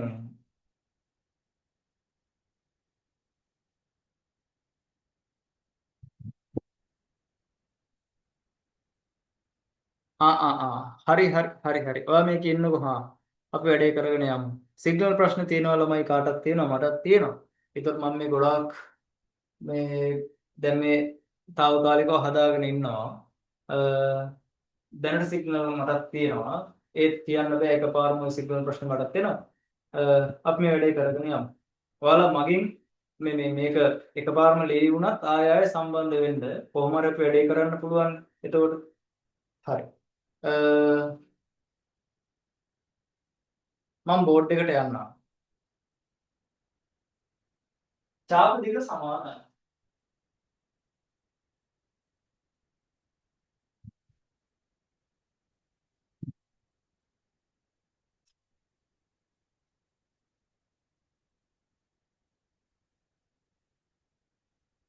ඡාප දිග සමාන හින්දා අපිට දාන්න පුළුවන්. අපි දන්නවා ඡාප දිග සමාන වෙන්න මොකද්ද සමීකරණය? ඡාප දිග වලට 2πr θ යට 300 60 සමානයි. නම් මේකම අනිත් පැත්තට ලියන්නම්.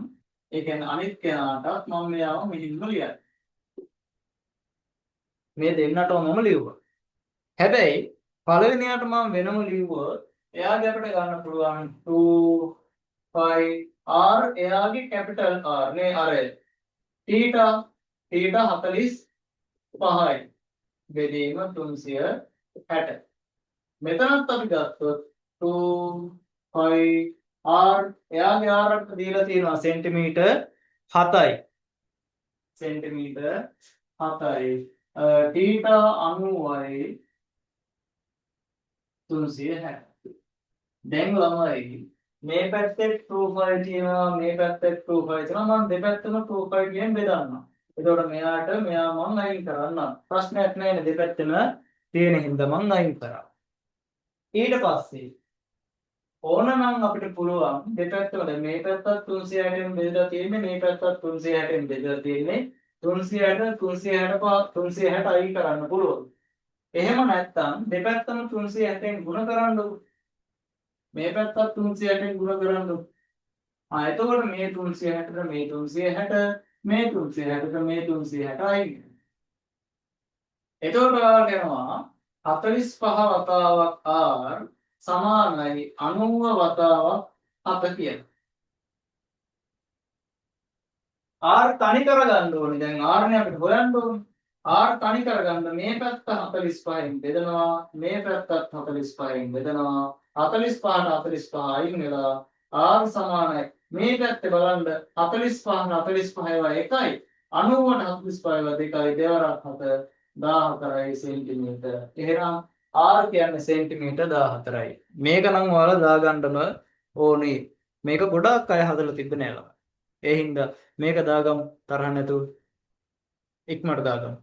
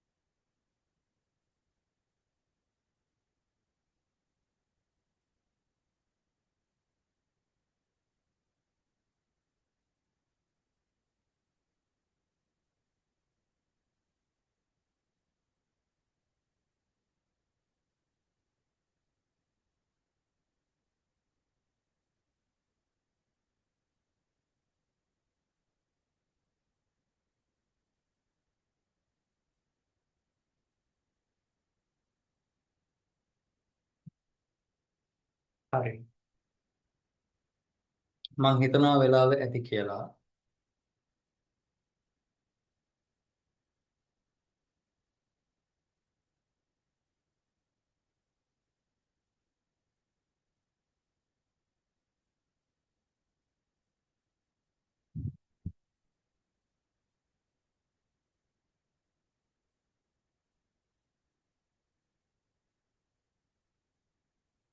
අපි යමු 19 වෙනි ප්‍රශ්නෙට.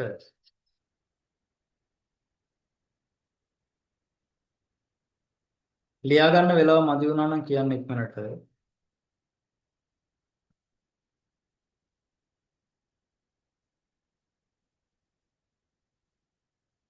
19 වෙනි ප්‍රශ්නය. ලොතරැයිපත් 100ක් පමණක් නිකුත් කළ ලොතරැයකින් ලොතරැයිපත් 35ක් කාන්තාවන් විසින් මිලදීගෙන ඇති අතර එතන ඒක කියද්දිම තේරෙනවා 35ක් කාන්තාවක් නම් අනිත් ඉතුරු 65ම පිරිමි කට්ටිය. ඉතිරිය පිරිමි විසින් මිලදීගෙන ඇත. දිනුම් ඇදීමේදී ජයග්‍රාහකයෙකු පමණක් තෝරාගන්නේ නම් ජයග්‍රාහකයා පිරිමියෙකු වීමේ සම්භාවිතාව. පිරිමියෙකු වීමේ සම්භාවිතාව පිරිමි ඉන්නේ මෙතන 65යිනේ. එහෙනම් 100න් 65යි. 100න් 65යි කියලා උත්තරේ තිබ්බනම් හරි ඔයාලගේ උත්තරේ තියෙන්නේ 100න් 65යි. ඕනනම් මෙයා තුරු කරලා තිබ්බා තව නේ. මෙහෙම තිබ්බත් ප්‍රශ්නයක් නැහැ.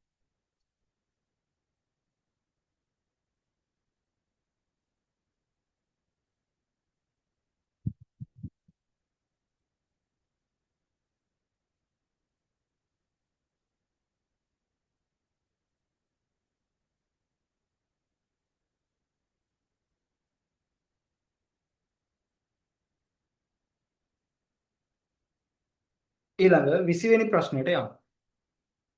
20 වෙනි ප්‍රශ්නේ ලේසි වට ප්‍රස්ථාර ගණනක් තියෙන්නේ නේ. ඒකේ ඔයාලට කියනවා මෙහෙම එක්තරා පාසලක චිත්‍ර නැටුම් සංගීත යන විෂයන් අතරින් සංගීතය හදාරන්නේ 45යි. එහෙනම් නැටුම් හදාරන ශිෂ්‍ය සංඛ්‍යාව කියලා. එතකොට දැන් මේ වට ප්‍රස්ථාරයට අනුව ගත්තාම මේකේ අංශක 90කින් තමයි පෙන්වන්නේ සංගීතය. ඒ අංශක 90කින් පෙන්වන තැන ඉන්නවලු 45 දෙනෙක්. 45 දෙනෙක් ඉන්නවා. ඊට පස්සේ තව මේකේ 210ක කෝණයක් අපිට පෙන්නනවා චිත්‍ර. චිත්‍ර අපිට 210ක කෝණයකින් පෙන්නනවා. මෙන්න මෙතන 210ක කෝණයකින් පෙන්නන්නේ චිත්‍ර. මම ඔයාලට බෝඩ් එක පෙන්නන්නම්. මේ ඉන්නේ චිත්‍ර. මේ නැටුම්. අපෙන් අහන්නේ නැටුම් කට්ටිය. නැටුම් කට්ටිය හොයා ගන්න බෑ අපිට නැටුම් කට්ටියගේ කෝණය බලා ගන්න ඕනේ. එතකොට ඒ කෝණය අපිට බලන්න පුළුවන් මෙතන 90යි මෙතන 210යි 90යි 210යි 300යි ඔක්කොම කෝණය 360යි වෘත්තයක දැනටම 300ක් ඉරලා තියෙනවා. එහෙනම් ඉතුරු වෙන්නේ 60යි. එහෙනම් මෙතන අංශක 60ක් වෙන්න ඕනේ. අංශක 90ෙන් පෙන්වන්නේ 45ක් නම් බලන්න කෝණයේ භාගය නේද 45ක්. එහෙනම් මෙතන කෝණයේ භාගය 30යි. නැටුම් වලට එහෙනම් පෙන්වන්නේ නැටුම් වල තමයි පෙන්වන්නේ 30 දෙනයි. හරි. ඒ විදිහට අපි මුල් ප්‍රශ්න 20ම ඉවරයි. මුල් ප්‍රශ්න 20ම ඉවරයි. හරි. ඔයාලා බලා ගන්න. ඔයාලගේ මම කියලා තියෙනවා ඔයාලට මේ වගේ ලකුණු දෙන්නේ කොහොමද කියලා. මුල් ප්‍රශ්න 20ට ලකුණු 2 ගානේ ලකුණු 40යි. ඊළඟට පේපරේම කරන්න පුළුවන් ප්‍රශ්න 2යි 15 ගානේ ඒ දෙකට 30යි. තව පේපරේ කරන්නේ නැහැ පොළවල ලියන ඒ ප්‍රශ්න වලට 15 ගානේ 2යි 30යි. එතකොට 30යි 30යි 60යි 40යි 100ක් වලට එන විදිහට තමයි පේපරේ හදලා තියෙන්නේ. අපි යමු ඊළඟ එහෙනම් B කොටසේ ඒ කියන්නේ පේපරේම ලියන්න තියෙන ගණන් වලින් ගානකට.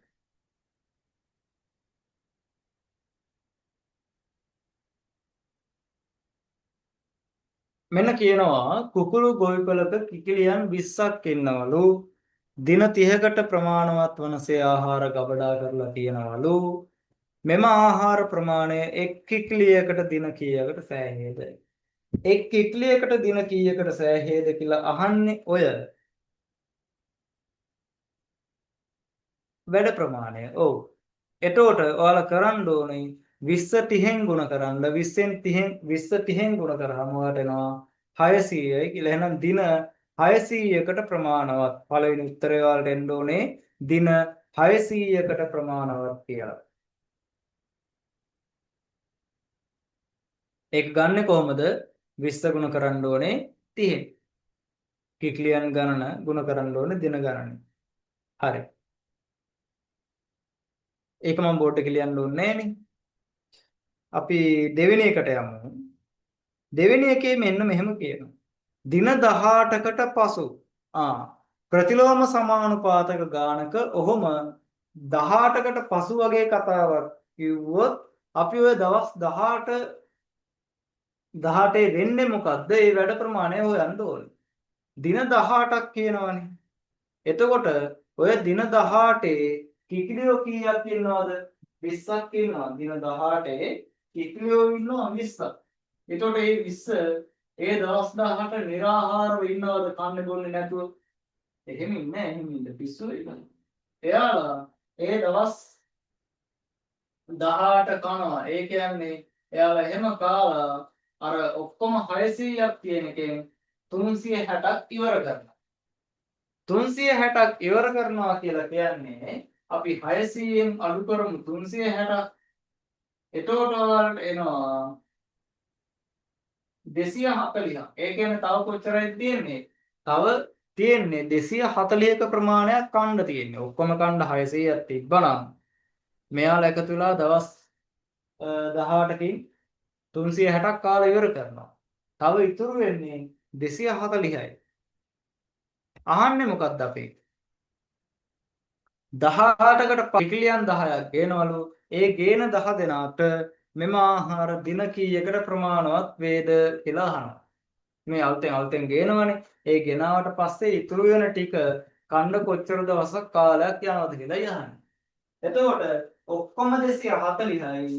මේ 240 කන්න දැන් කිකිලියෝ කීයක් ඉන්නවද ළමයි? මුලින් 20යි. දැන් 10යි. ඔක්කොම 30ක් ඉන්නවා. ඒ කියන්නේ 240 අපිට මෙහෙමයි ළමයි. ඔය වැඩ ප්‍රමාණය මිනිසුන් ගණන වතාවක් දින ගණන කියන එකෙන් තමයි මේ ඔක්කොම හැදෙන්නේ. එතකොට අනිවාර්යයෙන්ම මේ තුන් දෙනාගෙන් එක්කෙනෙක් දීලා එක්කෙනෙක් හොයන්න. එතකොට දැන් මේකේ මිනිස්සු නෙවෙයි කිකිලියෝ. අපෙන් දින ගණන අහනකොට වැඩ ප්‍රමාණය දන්නවා 240යි. කිකිලියෝ ගණන දන්නවා 30. දින ගණන දන්නේ නැහැ. එතකොට දින ගණන හොයන්න මේ දෙපැත්තම 30න් බෙදන්න ඕනේ. ඒකින්ද තමයි මම මෙතන 240 30න් බෙදන්නේ. එතකොට ඔයාලට එනවා 8යි කියලා. මේ මොනවාද? දින 8යි. දින 8යි. තව දවස් 8ක් කන්න පුළුවන්.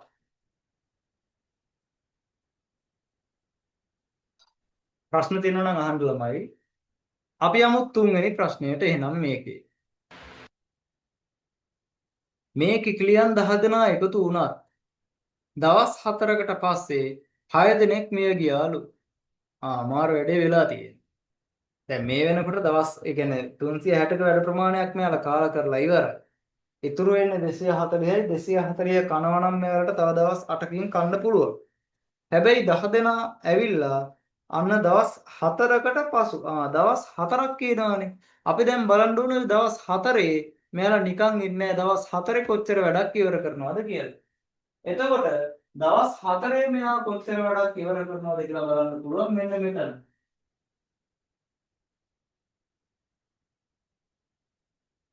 එතකොට ආයෙ කොහොමද කරන්නේ? දවස් ඒ කියන්නේ ඔක්කොම දැන් ඉන්නවා 30. දවස් මෙයාලා 4කට පසු කියලා කියන්නේ 4ක්. එහෙනම් 120ක් කනවා. එතකොට ඔක්කොම දැන් කාලා තියෙනවා 360යි 420යි ඔක්කොම කීයද? 480ක් මේ වෙනකොට කාලා තියෙනවා. 480. හැබැයි අපිට කන්න තියෙන්නේ ඔක්කොම 600. ඒ කියන්නේ 600න් අපි 480ක් අඩු කරොත් අපිට ගන්න පුළුවන් 120යි. තව ඉතුරුලා තියෙන 120යි ඈ. තව ඉතුරුලා තියෙන 120යි. එකතු වුවද දින 4කට පසු කිලියන් 6 දෙනෙක් මිය ගියේ නම් දැන් 6 දෙනෙක් මිය ගිහි.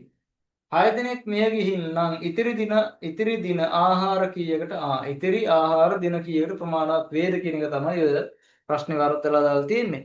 එතකොට දැන් බලන්න දැන් 30 දෙනෙක් හිටියා. දවස් 4කට පස්සේ 6 දෙනෙක් මරුණා. දැන් ඉන්නේ කීයද? දැන් ඉන්නේ 24යි. එහෙනම් අපිට ගන්න පුළුවන් දැන් ඔයාලා මෙන්න මේ සමීකරණයට මෙන්න මේ කතාවට දැම්මොත් වැඩ ප්‍රමාණය කන්ද තියෙන 120යි. කිපිලියන් ගණන 6ක් මරුණා. එහෙනම් දැන් ඉන්නේ 24යි.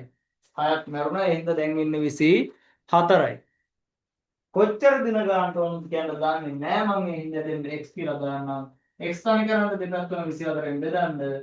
එහෙනම් 120 බෙදීම 24 24 බෙදන්න මම 12න් බෙදන්නම්.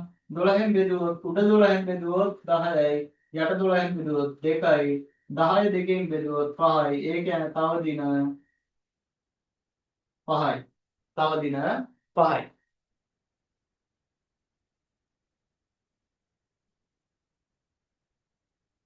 එතකොට තව දින 5කට තමයි ප්‍රමාණවත් වෙන්නේ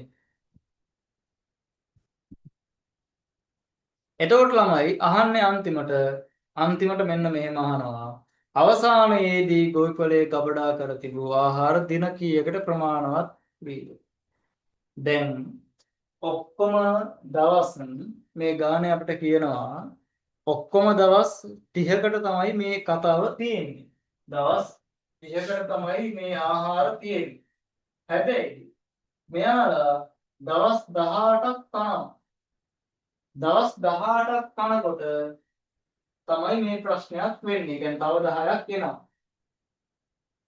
එයාලා එකතු වුණාට පස්සේ තව දවස් 4ක් කනවා. මේ දවස් 18ක් කනවා. තව දවස් 4ක් කනවා. ඊට පස්සේ 6 දෙනෙක් මැරෙනවනේ. 6 දෙනෙක් මැරුණාට පස්සේ මේවලට තව කන්න පුළුවන් දවස් 5යි. ඒ 5 කනවා කියලා හිතමු. එතකොට අපිට ගන්න පුළුවන් දැන් 18යි 4යි 22යි 22යි 5යි 27යි. ඒ කියන්නේ මෙයා ඔක්කොම කාලා තියෙන දවස් 27යි. ඔක්කොම කාලා තියෙන දවස් 27යි. කන්න තිබ්බේ දවස් 30කට. හැබැයි කාලා තියෙන දවස් 27යි. අවසානයේදී ගොවිපළේ ගබඩා කර තිබූ ආහාර දින කීයකට ප්‍රමාණවත් වේද? 27කට. හරි. ප්‍රශ්නේ තේරෙන්නේ නැති කියලා මම හිතනවා. මෙතනින් අපි ප්‍රතිලෝම සමානුපාත ගාන ඉවරයි. ප්‍රතිලෝම සමානුපාත ඉවරයි. ඊට පස්සේ අපිට යන්න තියෙන්නේ කොටස් වෙළඳ පොළ ගානකට. මට ඊට කලින් කියන්න විහස් දනුජ මට තේරුණාද කියලා පොඩ්ඩක් මට මේකේ chat එකේ දාන්න. chat එකේ දාන්න මට ওই ගාන තේරුණාද කියලා නැත්නම් කොහේ හරි ප්‍රශ්නයක් තියෙනවා නම් ඒත් මට දැම්ම අහන්න කියලා දෙන්න.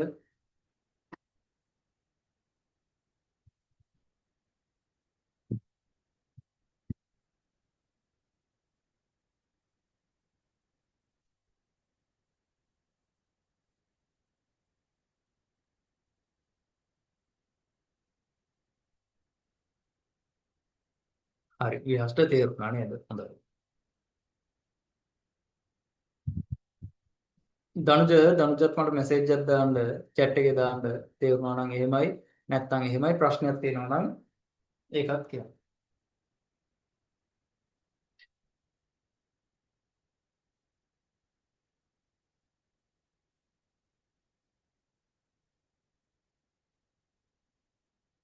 හරි. අපි එතකල් අපි යමු දෙවෙනි ප්‍රශ්නෙටත් මොකද අපේ කාලය සීමිතයි ළමයි 10:00ට නතර කරන්නත් ඕනේ අද. දෙවෙනි ප්‍රශ්නෙට යමු.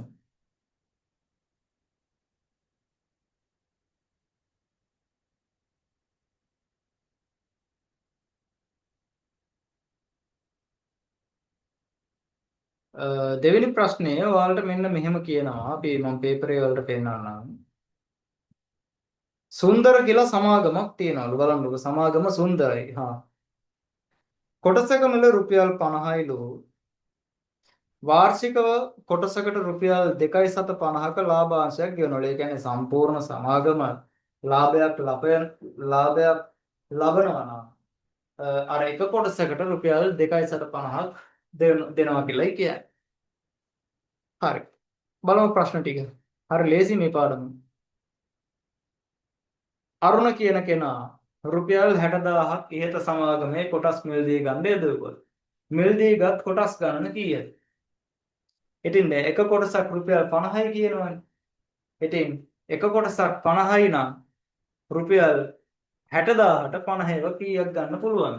කොටස් කීයක් ගන්න පුළුවන්ද? මොකද කරන්න ඕන? 60,000 50න් බෙදන්න ඕන. ලේසි. අපි 60,000 50න් බෙදමු. ඔයාලත් බෙදන්න.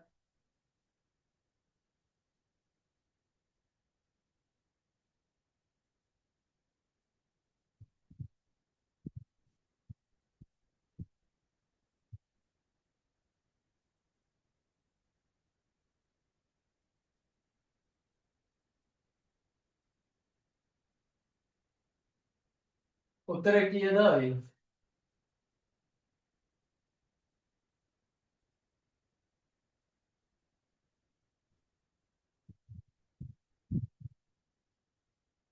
උත්තරය වලට එන්න ඕනේ 1200යි කියලා.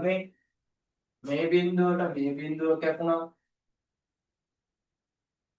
පස් වරක් ගත්තොත් පස් වරක් එක 5යි. එකක් ඉතුරුයි. මෙතෙන්ද 10යි පස් වරක් දෙක 10යි. මේ බිඳු දෙක දාන්න. එතකොට 1200. කොටස් ගාන 1200. කොටස් 1200යි.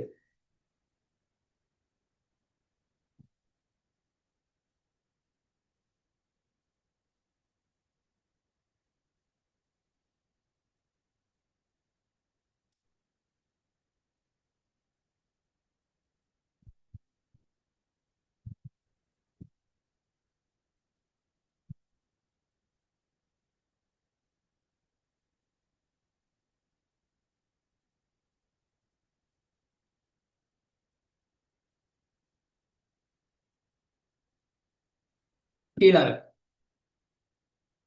අපි යමු ඊළඟ ප්‍රශ්නෙට. ඊළඟ ප්‍රශ්නේ අපිට කියනවා මෙහෙම. වසරක් අවසානයේ ලාභාංශ ලැබීමෙන් පසු අවුරුද්දක් මේ වැඩේ ඉවරලා ඔන්න මෙයාට ලාභාංශ ලැබෙනවා. ඒ ලාභාංශ ලැබුණාට පස්සේ කොටසක් රුපියල් 55කකින් කොටස් සියල්ල මෙයා විකුණනවා. 50ට ගත්තේ මෙයා 55 ගානේ මෙයා විකුණනවලු. එහෙම විකුණලා ලාභාංශ වලින් ලබාගත් සල්ලි කොටස් වලින් ලැබුණු සල්ලි ඔක්කොම තමයි අපෙන් අහන්නේ. ඒ දෙක තමයි අපෙන් අහන්නේ. හරි. එතකොට මෙයාගේ ලාභාංශ විදිහට මෙයාට කොච්චරක් ආවද කියලා හොයාගෙන ලාභාංශ වලින් කොච්චරක් ආවද?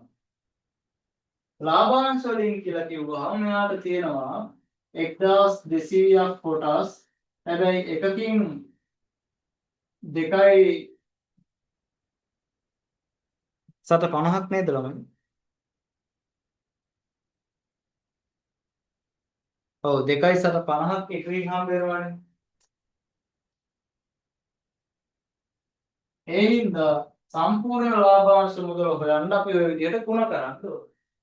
එහෙම ගුණ කරාම අපිට පුළුවන්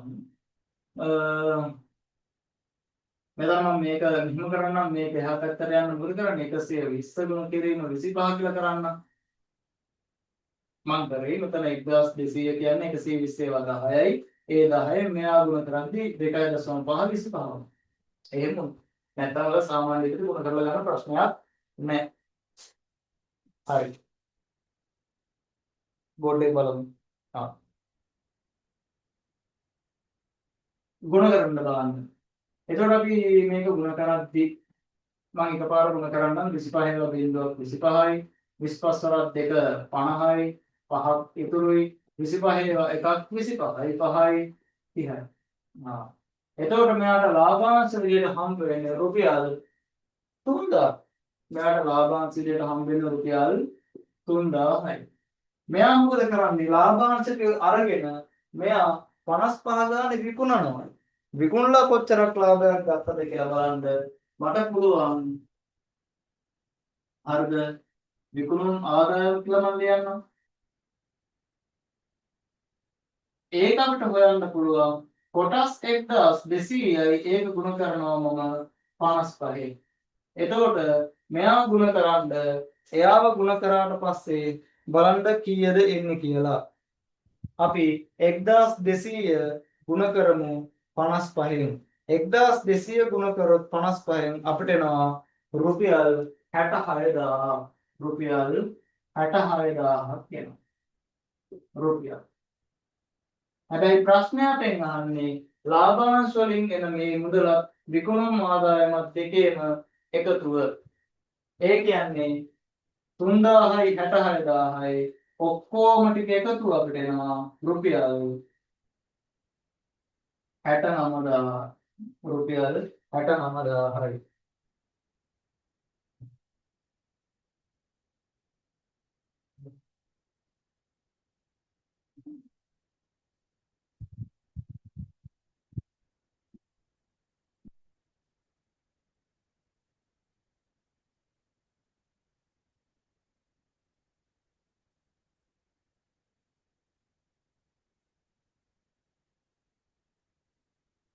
රුපියල් 69000යි.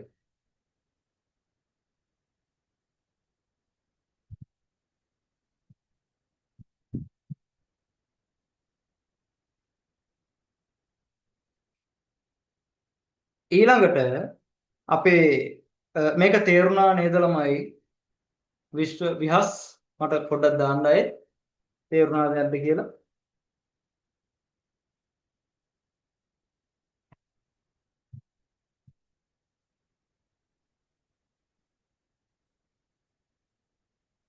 ආ හරි.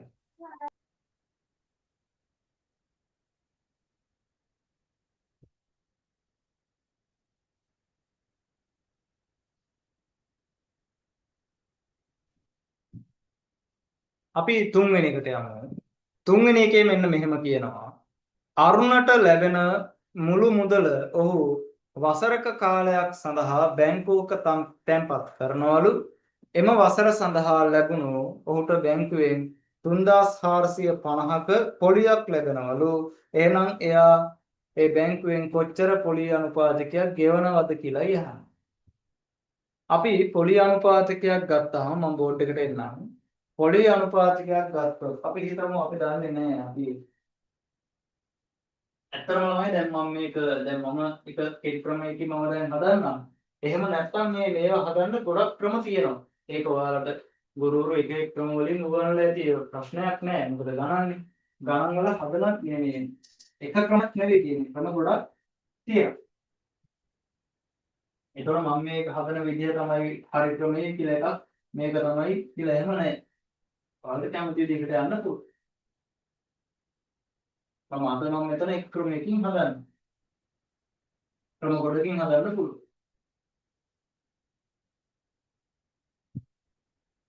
දැන් මෙයාගේ ලැබෙන්නේ 3450යි.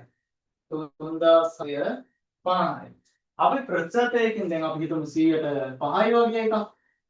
100ට 5යි වගේ අපිට ප්‍රතිශතයක් කිව්වොත් එතන ඒ කියන්නේ මොකද්ද? ඒ කියන්නේ 100ක් තැන්පත් කළොත් 100ක් තැන්පත් කළොත් 5ක් පොලිය මේ තියෙන්නේ පොලිය මේ තියෙන්නේ අපි තැන්පත් කරන මුදල ඩිපොසිට් එක. ඒ කියන්නේ මේ පොලිය අනුපාතකය කියලා කියන්නේ 100ක් තැන්පත් කළොත් පොලිය කීයද කියන එක තමයි පොලිය අනුපාතකයෙන් කියවෙන්නේ. දැන් අපි මේකේ අපි ඔක්කොම තැන්පත් කරනවා මෙයා 69000. 69000ක් තැන්පත් කරනවා. 69000ක් තැන්පත් කරාට මෙයාට හම්බ වෙන පොලිය 3450. එතකොට අපිට මෙහෙම ගන්න පුළුවන් 69000ට 3450යි නම් පොලිය මෙයා 100ක් තැන්පත් කරා නම් කීයද? එතකොට මෙයාට ප්‍රතිශතයක් එනවා. ඒ ප්‍රතිශතය තමයි අපිට මෙතෙන්ට ඕන වෙන්නේ. සුළු කරමු. සුළු කරද්දී අපිට පුළුවන් මෙතන මේ බිංදු දෙකට මේ බිංදු දෙක අයින් කරන්න. මේ බිංදුවට මේ බිංදුව අයින් කරන්න පුළුවන්. ඊට පස්සේ 345 69න් බෙදන්න. කෙලින්ම වලට 69න් බෙදන්න බෑ නම් මේ දෙන්න බෙදෙනකින් බෙදලා දාන්න. දැන් මෙයා දෙකෙන් බෙදනවද? බෙදනවා නම් බෙදන්න. මෙයා දෙකෙන් බෙදෙන්නෙත් නෑ. මෙයා දෙකෙන් බෙදෙන්නෙත් නෑ. දෙකෙන් බෙදන්න බෑ. මෙයා තුනෙන් බෙදනවද? මේක තුනෙන් බෙදෙනවා. මෙයා තුනෙන් බෙදනවද? මේක තුනෙන් බෙදනවා. ඒ හින්දා තුනෙන් බෙදලා ඔක්කොටම කරි. මෙයා තුනෙන් බෙදුවොත් 6ට 2යි 9ට 3යි. මෙයා අපි කියන්නේ තුනෙන් බෙදුවොත් මෙතෙන්ද 1යි මෙතෙන්ද 1යි ඉතුරු එකත් එක්ක 15යි මෙතෙන්ද 5යි. ඊළඟට මෙතන 23 මෙතන 115 23 බෙදෙන එකක් ආයෙ තියෙනවා. දෙකෙන් මෙයා බෙදනවද? නෑ. මෙයා දෙකෙන් බෙදනවද? නෑ. තුනෙන් නෑ. තුනෙන් මේකෙන් බෙදනවට වැඩක් නෑ. මෙයා බෙදෙන්නේ අපි 23න්ම බෙදමු. එතකොට 115 23න් 115 23න් බෙදන්න ඕනේ.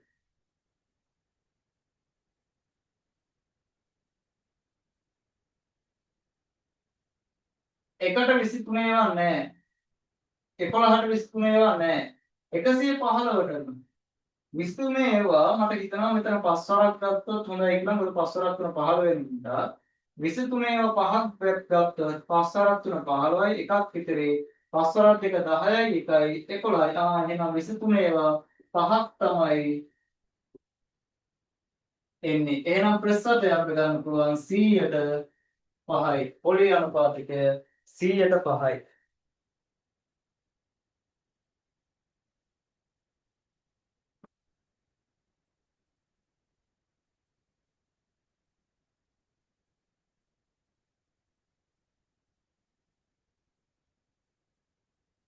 හරි. ළමයි ඔන්න ඒ වැඩෙත් හරි. බලමු අපේ කොටස් වෙනකොට තව තියෙනවද කියලා. ආයේ නෑනේ. හරි. ළමයි ඊට පස්සේ තියෙන්නේ තුන්වෙනි ප්‍රශ්නේ හතරවෙනි ප්‍රශ්නේ. එතකොට වෙලාව අපේ 10:00මාරයි. මම ඔයාලට දාලා තියෙන්නේ අද 10:00මාර වෙනකම් කියලා විතරයි. ඒ හින්දා දැනට මම මේ පන්තිය නතර කරන්න. මොකද මට තව එකක් දැන් 10:00මාර ඉඳලා තව පන්තියක් තියෙනවනේ. ඒ හින්දා දැනට මේක නතර කරන්නම්. ඔයාලට මේ තුන්වෙනි ප්‍රශ්නේ හතරවෙනි ප්‍රශ්නේ අන්තිම ප්‍රශ්න දෙක මම සාකච්ඡා කරලා ඔයාලට ඒක වීඩියෝ එකක් විදිහට ගෲප් එකට දාන්නම්. ඒකට ඔයාලට මේ ප්‍රශ්නත් බලා ගන්න පුළුවන්. අනිවාර්යෙන් මේ වැඩේ දිගටම ඉන්න. මොකද මේ පේපර් වැඩි ඔයාලා සාමාන්‍ය පෙළ ඉවරනකම් මේ දිගටම යනවා. ඒක අනුමාන ප්‍රශ්න පත්‍ර සාකච්ඡාව මේ මම හදන මේ ප්‍රශ්න පත්‍ර, ඒ කියන්නේ මේ හදන ප්‍රශ්න පත්‍ර කියන්නේ ඔයාලා දන්නවා මේ ඔක්කොම ටික හැදෙන පාස් පේපර් ප්‍රශ්න 2008 9 10. ඒ කියන්නේ ඔයාලා නොදැනුවත් පාස් පේපර් 20ක විතර වැඩක් නොදැන සිද්ධ වෙනවා ඔයාලට. ඒ හින්දා වැඩේත් එක්ක ඉමු. අනිවාර්යෙන් 80ට යමු. හරි. එහෙනම් අදට මම ප්‍රශ්න පත්‍ර සාකච්ඡාවෙන් අතර වෙන්න. එහෙනම් හැමෝටම ආයුබෝවන්. good night.